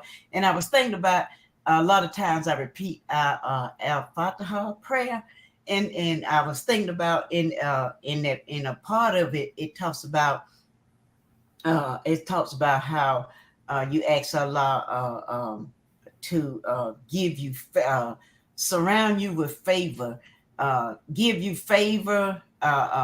Wait a minute, let me make sure I'm quoting it right. It is you that I worship. It is you that I beseech for help. It is you that I worship. Guide me on the right path, the path of those upon whom thou hast bestowed favors, not the path of those upon whom wrath is brought down, not the path of those who go astray. And when I saw that in this particular ayah, and it talks about favor and favored and highly distinguished. I thought about how when Allah bestows his favor upon us, oh family, when he gives us favor, there's nothing that can stand in our way. And especially when our heart and our mind is purified, our minds is clean and pure. And like we always say, everything begins with a thought. And when your thoughts are pure and clean, how you can't help but be blessed. You can't help but follow in on that straight and narrow path when you do these things. And I'm just sitting here. I mean, this is just a powerful class. And also when the God man talked about peculiar. We are peculiarly a peculiar people. I can remember when we was in the church. Now they didn't teach us on a negative per se, but they did make, because they was taught us like, you are a peculiar people, a holy generation.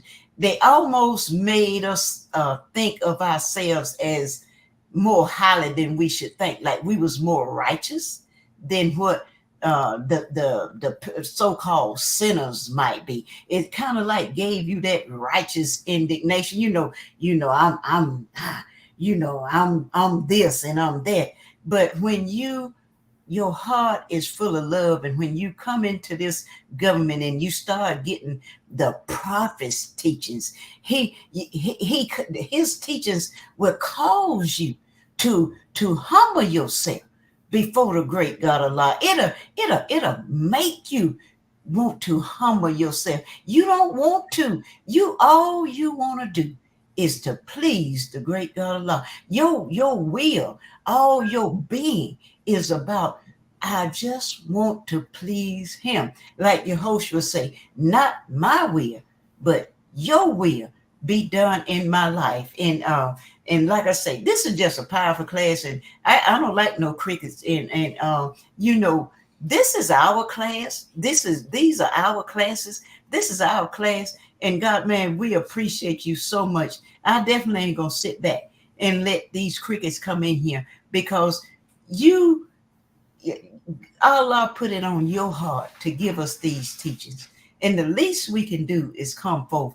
And we might not have a long drawn out something to say, but at least we can just come and say and give honors to the great God Allah and our holy prophets. So gratitude again for letting me share. And if I have to come again, I will. Gratitude, God, man. Peace and love. I'm enjoying myself. Islam family. Gratitude. We're enjoying your company too, sister. That's what I'm talking about. Stand in defense of your prophet and your nation. All right. Islam. Come on back round, Brother Muhammad Bey. Gratitude, Graham, man. Appreciate Put that scimitar on him. Islam, gratitude. Islam. Gratitude. We have a saying in our Moorish nation, say, if you don't want more to know it, don't think it. And the beloved goddess and queen, Sister Curta Bay, she hit on the subject matter that I want to expound upon, because see, when we go back over this subject matter, the ayat, and when we take it and we put it into a collective aspect instead of the singular, then what we're talking about, right, is we're talking about a nation. Now, when we go into trying to communicate or dealing with communicating to our people where they are, all of our people are familiar with what is called the kingdom of Emmanuel, the kingdom of God in us.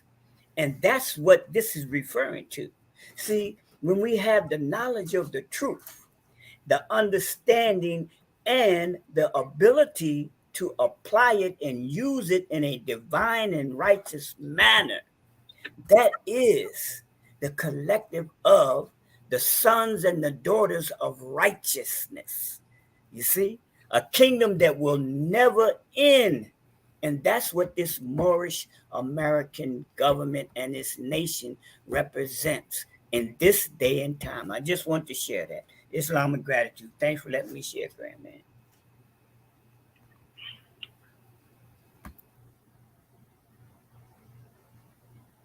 All right. Okay.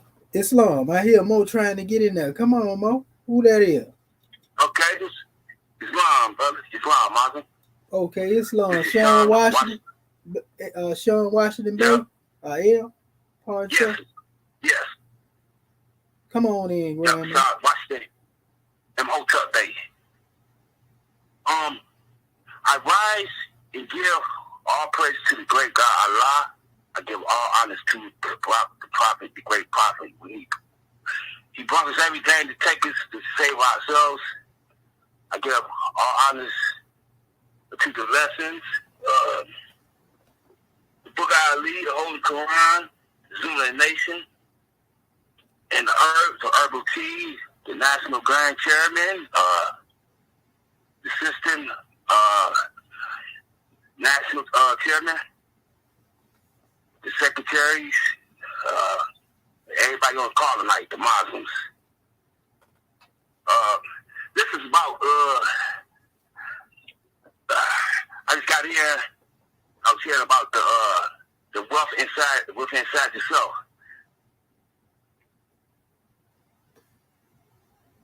Islam. Huh? Yeah, you need this. Okay. See, man, when I was going to the temple, see, I wasn't getting all this divine. You know, it's like I wasn't learning this in no temple, no organization. So I said, I can't hear. You know, I know I'm wealthy now. I hear it, but I'll be on these, I've been on these cars, class. I know I'm wealthy inside of myself. I'm saying that earlier. I just said that. Hey, that's Allah. But I'm not chasing nothing out here. Like I'm not chasing the Mayas no more. But I be thinking that I be thinking of that to myself. You know, I'm not like gold and silver. That's really is the wealth. Article 1, Section 10. Gold and silver. That's really the wealth. You know, but it's not even all. You know, it ain't about the money, the finances. I'm not caught up in these Mayas no more. You know, like TV. I don't even watch TV no more. You know, and that's why people thinking. That's why everybody trying to get this wealth, these riches. They looking at these like celebrities and those people. They don't have no money. They don't have anything. These people control. That's their money. Whatever the Albions or so-called Jewish people, that's their money. They control them how they live. And those ain't their mansions. That's controlled by the enemy, the beast. That's not even their stuff, the cars, all that's controlled by, somebody else. So I don't even watch TV, my TV is my cell phone, really. I don't even care about this stuff no more, since I've been in this divine national government. And these fiat notes we got in our pocket, it's not wealth, it's a debt note. We don't care about this money in the government, in this government, right? It's the prophet said it's in the divine constitution. You need finance uplift a nation. I was saying that earlier. We got to make moves with these debt notes. That's all they are. It's not wealth. It's a federal debt note. So people, people don't take time and study themselves. They don't study, what's on that dollar. That's our government. That pyramid. If you don't know that, you turn it upside down to 7. But that's our great seal. That's our government. The whole entire earth is ours. We the first people that formed the government. We did that. That's why we got a government right now, a divine national Morse government. I don't have the desires no more. I come out here. I work for myself. I know I need finances, but I don't care about money no more since I've been learning about myself since I came to this divine national government. But Islam and peace. Islam and peace in a grand measure, grand man. That's what I'm talking about. Put support on that and with your love. And boy, that was a grand draw in there. Ooh wee. Make it plain, Muslim. Make it plain. Yeah, you can't learn this thing here in no organization. All right. All right, more. Who else want to come on up in here?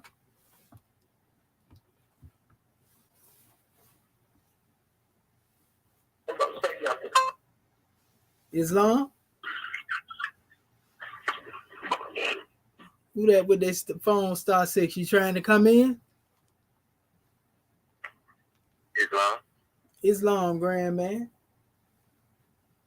Islam, National Assistant Grand Sheikh, Dr. Eric Miller Bay, Moorish Virgin Islands. First I rise and give praises to Allah, honors to Noble Drew Ali, honors to this our Moorish American government, honors to our Moorish flag, our Grand National seal and emblem, honors to Act 1 and everything Moorish.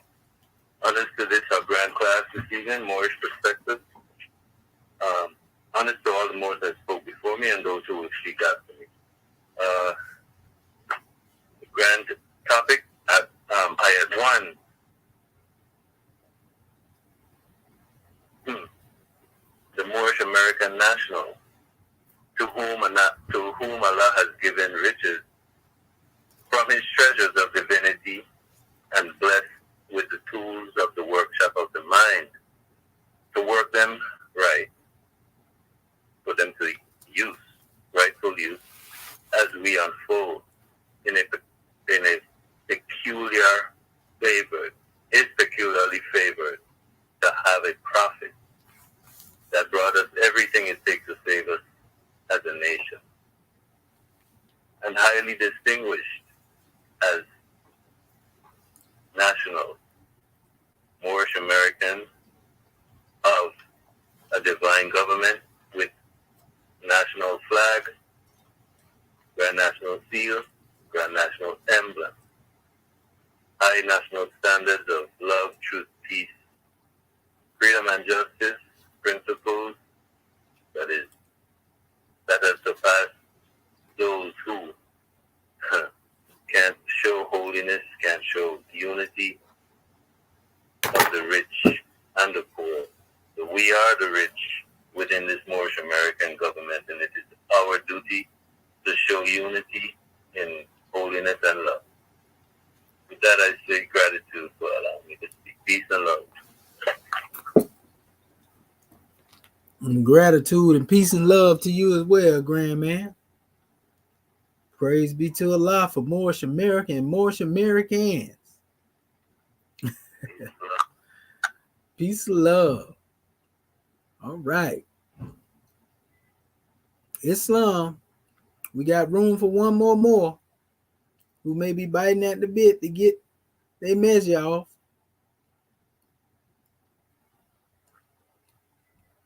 All right. Islam. Uh-oh, there you go. Is that Jehudi Bay? Yes, sir. It is I, Islam. Islam. Family. Islam National Assistant Grand Sheikh Grand Class.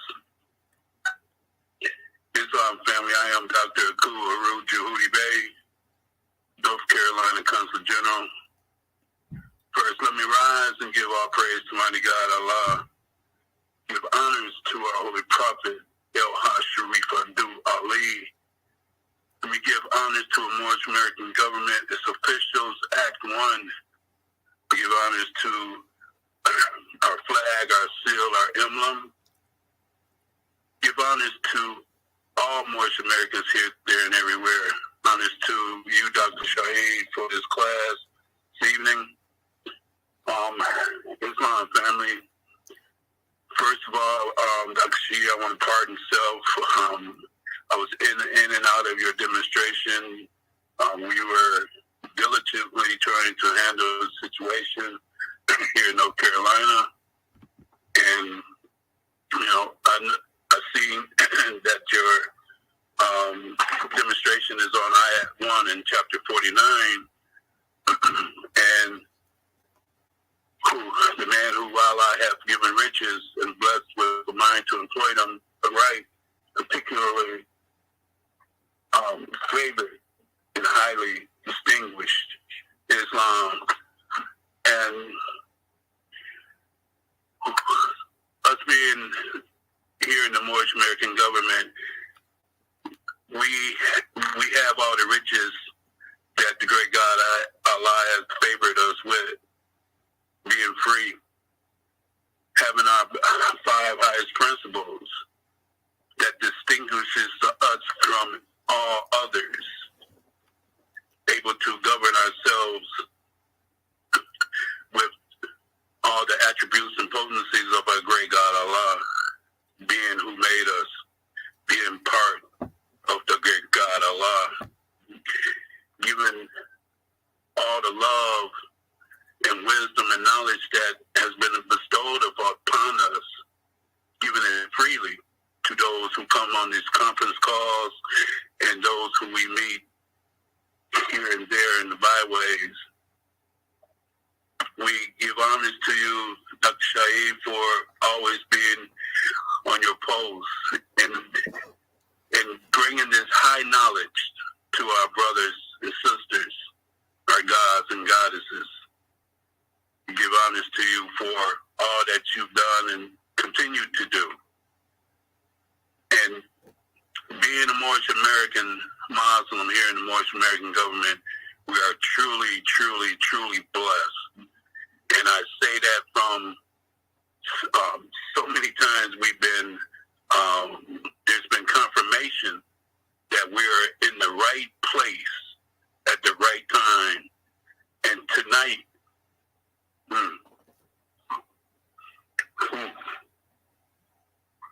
tonight has been just another one of those confirmations that our prayer is powerful, and that our great God Allah is leading on, and victory is definitely assured. So, to all my family, stand fast, honor our prophet, our principles, honor our flag, seal, and emblem, honor the Moorish American government, because we're moving, and we're going to continue to move forward. Islam family, peace and love. Peace and love, Sheikh. Sister Grand Sheikh, we love you. We love you, family. Islam. You know the love is indeed mutual. Honors to your grand man and honors to the tribe. Praise be to Allah. All right. Wait a minute. Well, it's been grand, Moors. And we give honors to all the Moors who shared, their thoughts and gave their contributions. Because if we don't give them, then who will? So at this time, what we're going to do is we're going to call on our officials.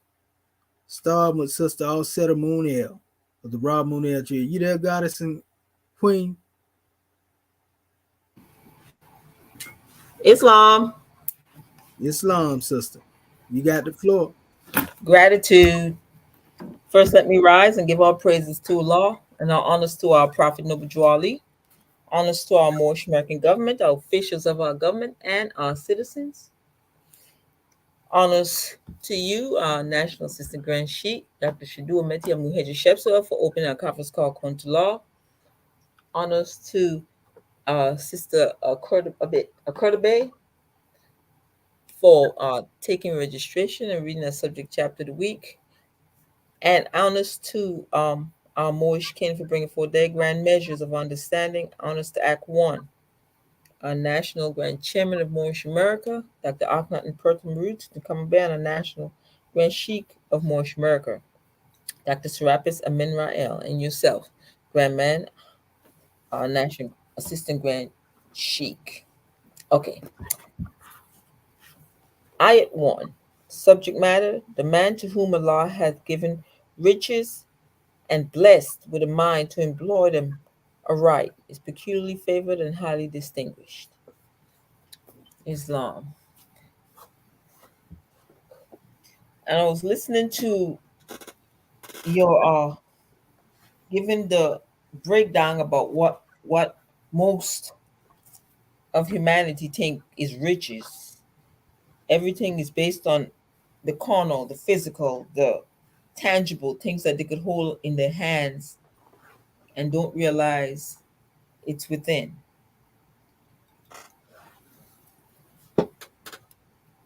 And you spoke that and made so much sense because I remember looking at this eye a few moons ago when you spoke of the rich man that can't even sit down comfortably and eat a meal, but the poor man don't have all that stress and all that to be looking over their shoulder and worrying about who taking their loot and all that mess. So we could sit down comfortable and eat our food because because we ain't got to worry about all that overhead that people be thinking about. Oh, how much am I going to bet on the stock market tomorrow, and how much do I have coming in my account, and they have all these securities in on their account to make sure nobody steals their money overnight. And so they're paying all this extra. Then you have the security guards, and man, it's a lot for somebody to be thinking about 24/7. So it really is a burden that most people don't see. And it takes me back to um that one I that one chapter that the prophet spoke on King oh man, the king that had that he his this one man wanted to be king for a day, and he thought it was an easy job to be king until he leaned back in the chair that the king had let him sit in, and he looked up and there's a sword dangling above his head. And then the king told him that's to keep me in check. And so the grass always looks green on the other side to most people because they think that everything is about the physical wealth, the cash money, the possessions, the land, the car. They don't realize that Allah said, whoever much is given to, much is required. And so that's not dealing with the rich man alone as far as the physical world is concerned, but it also deals with within, because that conquering that lower self, in order to govern that wealth that Allah has given us within this theocratic government, we must conquer ourself, our lower self, and keep it in check, keep ourselves on the square, always making sure that we judge it right, always make sure that we don't be hasty to point finger when we don't even know the whole situation. We ain't hasty to look down on people because remember, our people are gods too. They might not be conscious that they're Moors, but they have intuition and telepathic attributes also. And some of them might not know what it is, but they could see and understand and hear things that maybe we cannot see, understand, and hear. Because we all pieces to a puzzle which comes within our nation of Moorish America. And everyone has their special gifts that Allah has blessed them with to bring forth into our nation and to uplift our nation. And so that's why the prophet says some of my best Moors are still in the church because he understood it's going to take a while to get him out of that church because the indoctrination is real deep. It's been 530 plus years, and our people still don't understand that they're being indoctrinated. They still don't understand that they're being um, brainwashed. They think that's their only savior, their only way out. And then they have the ones that think that they can get it on the other side when they reach the mountaintop and all that nonsense to be telling them so they don't ever look for it now.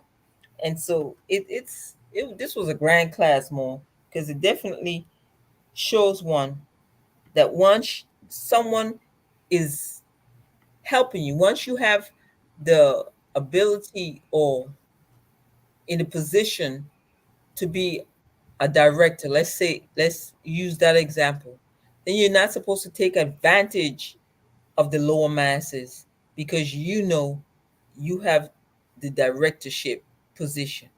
You're always supposed to remember when you were when you was driving the old rickety car and didn't have much. That's why I some people keep the first car they ever had, even though they might have other things. They keep that first car they ever had because that's a reminder of where they came from and how far they came to where they're at now. So that's why Prophet said, don't forget, Moors. So gratitude for calling me forth. Much peace and love to all my Moorish kin. It's been a grand class. More gratitude. Islamism. Gratitude and Islamism to you as well, goddess and queen. Gratitude for that measure. Praise be to Allah. All right. Islam. Well, all right. Let us call forth our Grand National Mufti, Dr. Kunshu, Mark Heru Bey, Islam of the Royal Council. You there, Grand Man?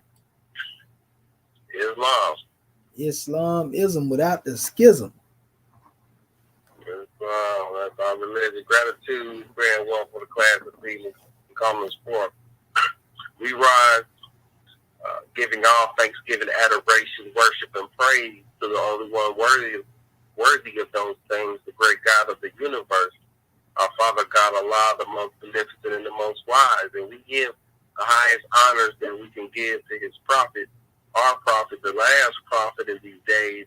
And in these times, Prophet Noble Drew Ali, El Sheikh Sharif Abdul Ali, the savior of humanity. We give honor to his forerunner, Marcus Mosiah Garvey, and we give honor to his government, our government, the Moorish American government, the government in which we live according to Act 6. We give honor to the officials of this said government, our divine ministers and our swift angels, our mufti, our royal council and secretary. We give honor to our citizens, the Moorish Americans. We give honor to our flag, our divine constitution and bylaws, our Holy Quran, our Grand National Seal and our Grand National Emblem, our Book of Fives, the Lumen of a Nation. We give honor to everything that is Moorish. We give a special high honor to you, National Chief, the Grand Chief, for bringing forth the Moorish perspective this evening. Dr. Shajua Minty Mentorship L. Grand class. We give honor to all of our Moorish kin who have spoken before us and to our Moorish kin that will speak after us. We give honor to you, angels. We continue to give the honors where honors are due and honoring all true and divine prophets. And we give honors to our ancestors as they have come before us, leading the way.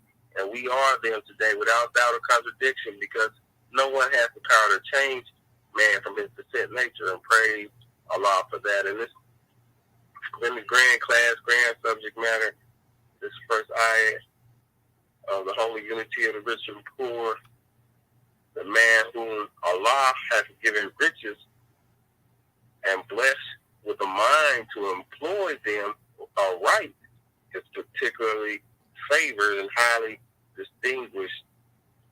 And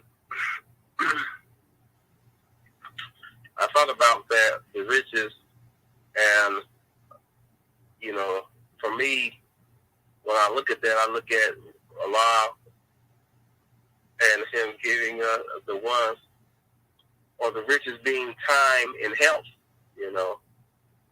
Health is, or money is nothing without time or health. You know, all finance is really an exchange of energy. Once in a while I want to get paid hourly or paid bi-weekly.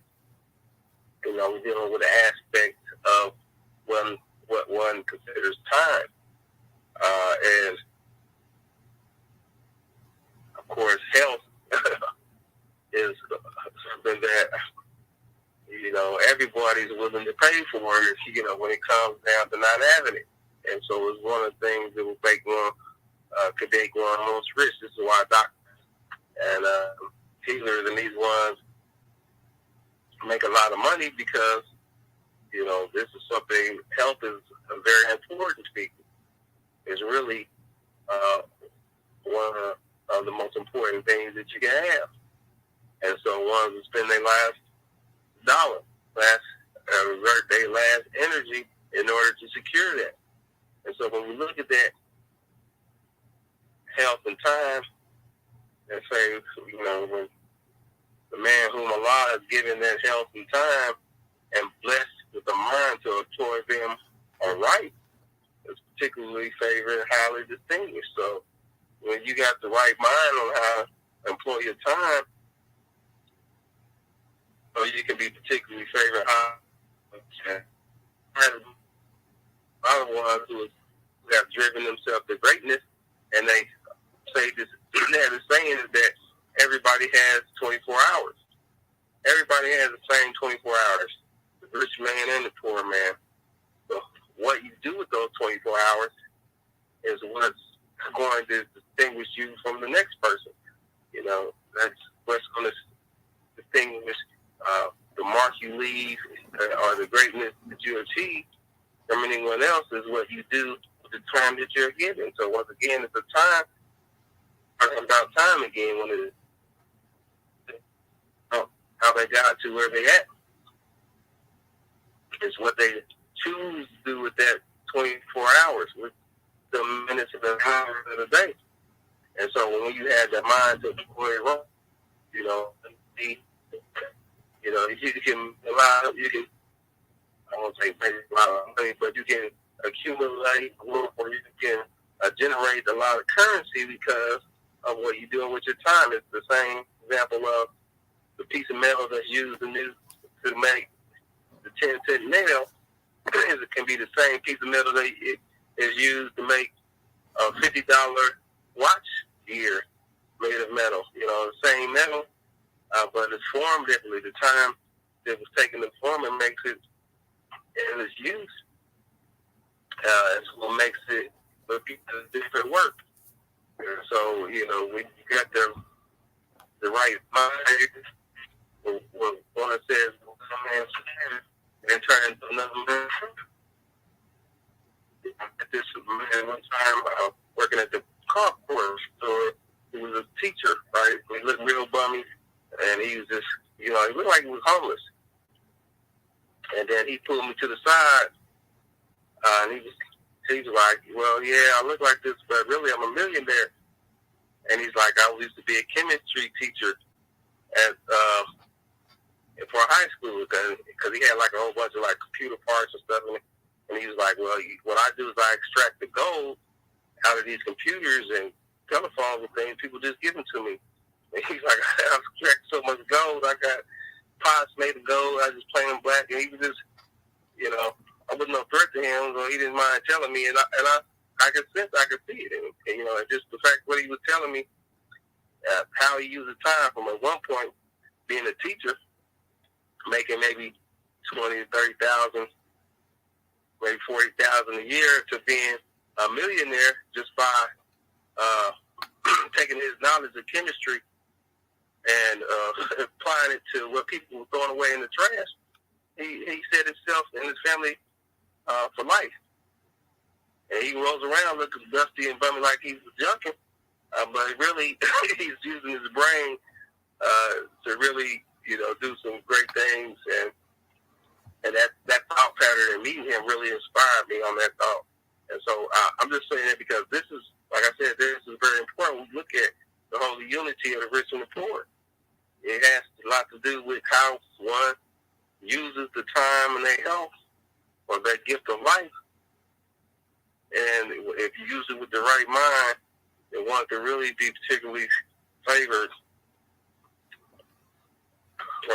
particularly favored and highly distinguished in the things that we do. And that's what, if we do that as a nation, just take our gifts, our understanding, and take what one had thought was dead and revive it and give it life, you know, it will be a treasure to us. It'll definitely distinguish us once again as the forefront leaders of civilization in this time and date. So it's just been a grand class. I wanted to share that portion. Gratitude for the class this evening, and gratitude to you, Moorish America, for being here with us, giving us your time, attention, and respect. We love you. Islam and peace. And the love is mutual. Islam and peace, brother. Gratitude for that measure. Islam. Well, all right. Let us call forth our Grand National Secretary of the State, Sister Shepsut Rakat Ma'at and Pooh, Tutankhamun Bay. Islam, can you hear me, National Assistant Grand Sheik? Oh, yeah, we hear you loud and clear. Gratitude. Islam Moorish kin, first of all, I want to rise, giving all praises to our Father God Allah, giving honor to our Prophet, Noble Drew Ali, the last prophet in these days and times, giving honor to our Moorish American government, all of our officials, staff, with angels, muftis, divine ministers, most especially our Moorish kin. Giving honor to all those Moors that spoke before me, all those Moors that will speak after me. Giving a special honor to our National Assistant Grand Sheik of Moorish America, Dr. Shadwa Menti El Muhaddis Shepsuel, for opening our meeting according to law. Also hosting a Grand Moorish Perspectives class this evening. Giving honor to Act 1, giving honor to our National Grand Secretary of Indiana, Dr. Saya Nafi Nuhetharu El, for taking registration and also reading our subject chapter for the week. Our subject matter coming from Ayat 1 of the Holy Unity of the Rich and the Poor. The man to whom Allah hath given riches and blessed with a mind to employ them aright is peculiarly favored and highly distinguished. And much gratitude to you, Dr. Shahid. It's been a grand class, and to all my Moorish kin that brought forth their measure. When we look at the fact that being peculiarly favored, coming from the treasures of Allah, and learning how to use the special gifts and talents and blessings that one has been provided by the Creator, how to use it to be of benefit or service to others. And I was also, what stood out to me in this special chapter was Ayat 7 and 8. He considers the superfluities of his table as belonging to the poor of his neighborhood, and he defraudeth them not. The benevolence of his mind is not checked by his fortune. He rejoiceth therefore in riches, and his joy is blameless. So anything that's extra, anything that there's a surplus or what have you, when we look at it from the aspect of your wisdom, your experiences that you have gone through, your particular understanding when it comes to how to assist in uplifting fallen humanity, then, I automatically went to Act 6, where it's part of our duty to teach our people their nationality and their divine creed. And for us, you only keep what it is you give away. So if you sit and want to try to hoard what you think is all the knowledge and not share it, or not uplift another, or not drop a seed of truth to be of a benefit, then in essence, you're only going to find that when it comes time for you to be able to use those special blessings, they now have dust on them, or you can't recall it, or what have you. So you're doing damage to yourself. And when we look at those special eyes, I also thought about how we know that often the lion is symbolic of the rich people, the lamb is symbolic of the poor. And the prophet let us know that through love, truth, peace, freedom, and justice, the lion and lamb may lay down together, and when morning comes, neither will be harmed. So this is in essence the holy unity of the rich and the poor, because in this special chapter, we have to look to the fact that Allah is the benefactor. Had it not been for Allah, we wouldn't be blessed with these special gifts of the understanding, or wisdom being our gross national product. So when we look at the kindness of your special mindset is not checked or is not stopped by your fortune. So in essence, we've seen instances in reference to people with their cup full. They're all that and more, or what we would say in a bag of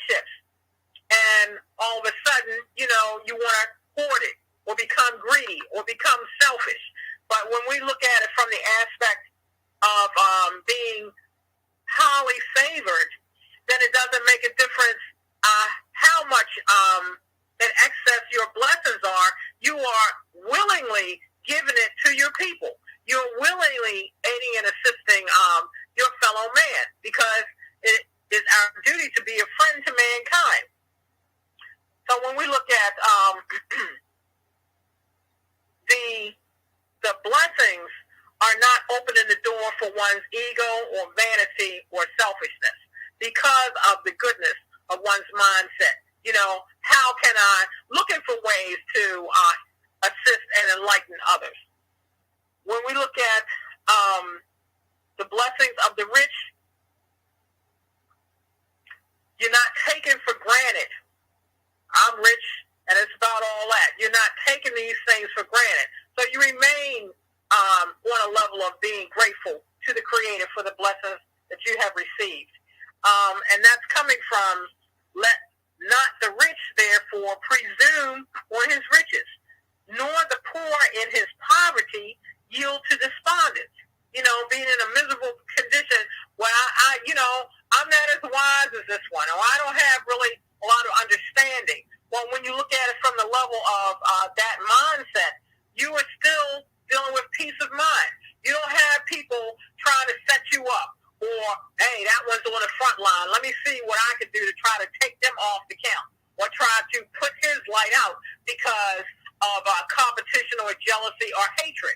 You know, so Allah is letting you know that no matter what you have been blessed with, when you deal with that first ayat, that's going to open the door for a lot of those that want to, as they did with the prophets, coming to their own special nation.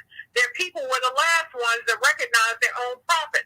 So we've got to be able to see the blessing in both, even from the level of not having as much understanding as the next one. The thing about it is you're working, you're studying, you're delving down deep. You're making these things of a benefit. You're constantly studying. That's keeping you sharp. That's making you humble. So gratitude is the key to both of these degrees, and recognizing that the spirit of Allah is in both. So gratitude more for calling me forth. Much peace and love to all of my Moorish kin. That's all. Gratitude, Grand National Secretary of the State, Grand Droid, Islam. All right. Well, since we're there, we might as well call on our Grand National Chairman, the acting Pert M. Heru to come Bay, Islam. Islam. Can you hear me? Oh, yeah. We hear you loud and clear with divine ears, all through the raindrops. Man, let me give praise to Allah and honor the Prophet Noble Ali, and send much honor to the Prophet for bringing us everything we needed to save ourselves as a people, as a nation, as a government.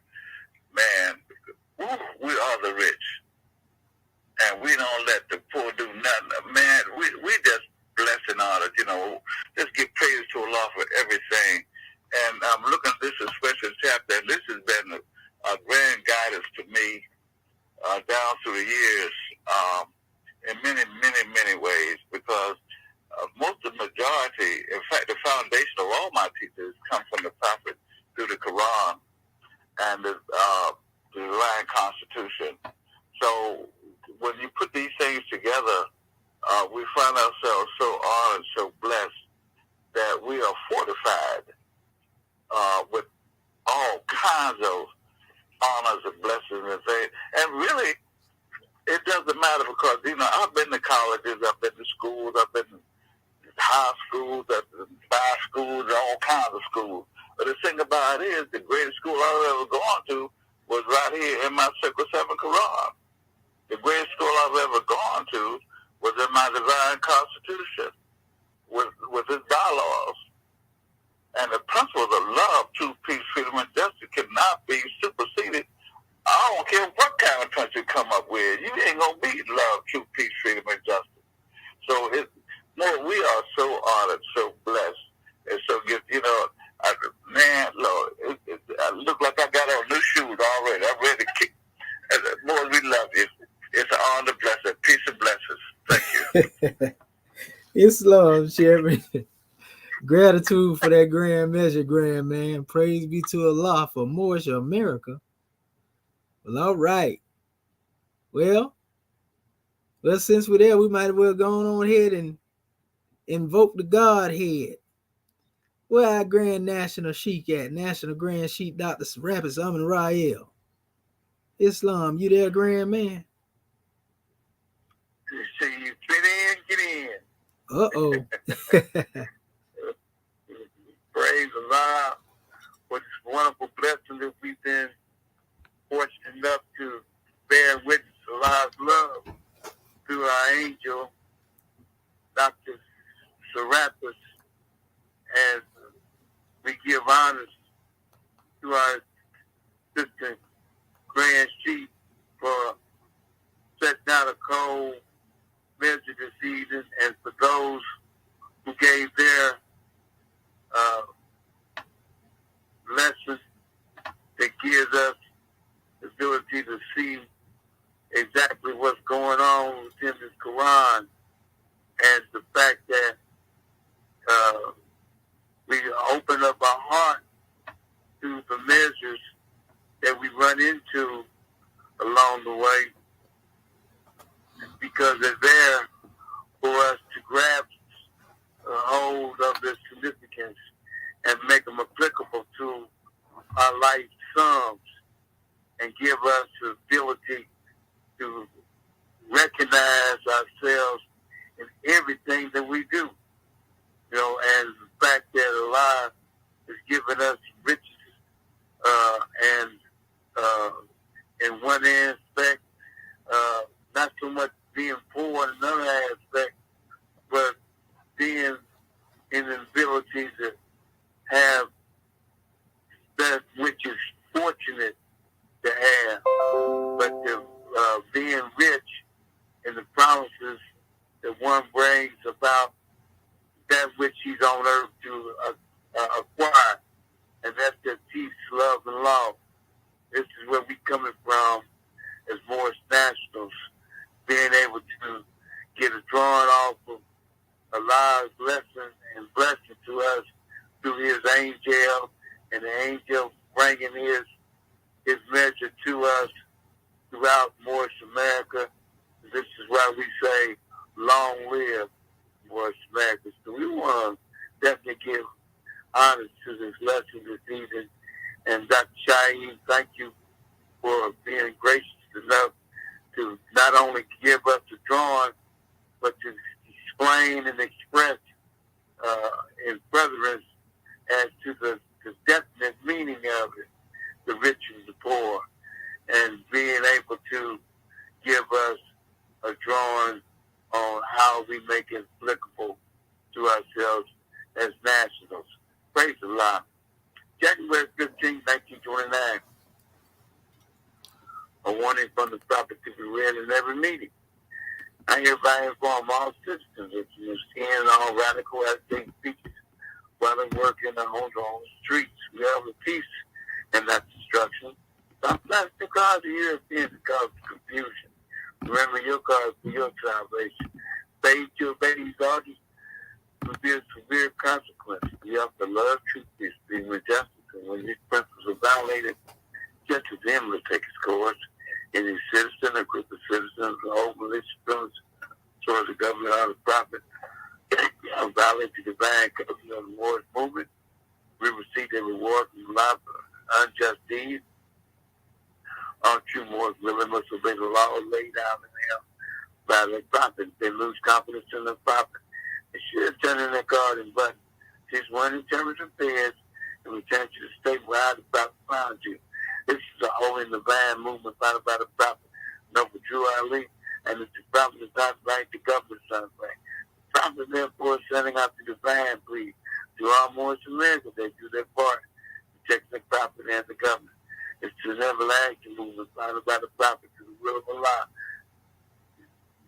People from their sinful ways, the heart of the prophet Noble Drew Ali. This divine warning is supreme laws now and will be enforced by the state government hereby. Islam, Islam, Islam. A holy covenant of the Asiatic nation, ye are the children of one father, provided for by his care, and the breast of one mother has given you suck. The bonds of affection therefore unite you with thy brothers, that peace and happiness will dwell in our father's house. And when you separate from the world, remember the relation that binds you with love and unity, and first not stranger, we put that old living. My brother's university is Christian, but take or not. Those other portions of our father contribute to the support of his whole race and his care be continued to you all in your love to each other. Islam, Islam, Islam. This meeting is officially closed according to Act 2 of our divine Constitution and love, truth, peace, freedom, and justice. Go in peace, more. Much love to you. To your own Sunday. Islam. Ain't that early?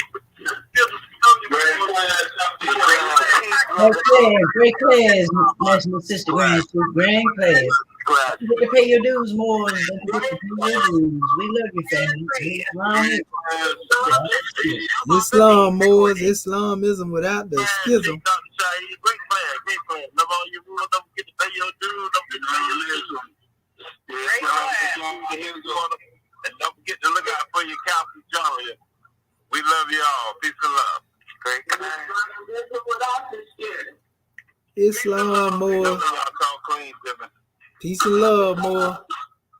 Islam, Moor. You ain't got to play the lotto. You already got it. Islam. Goodbye.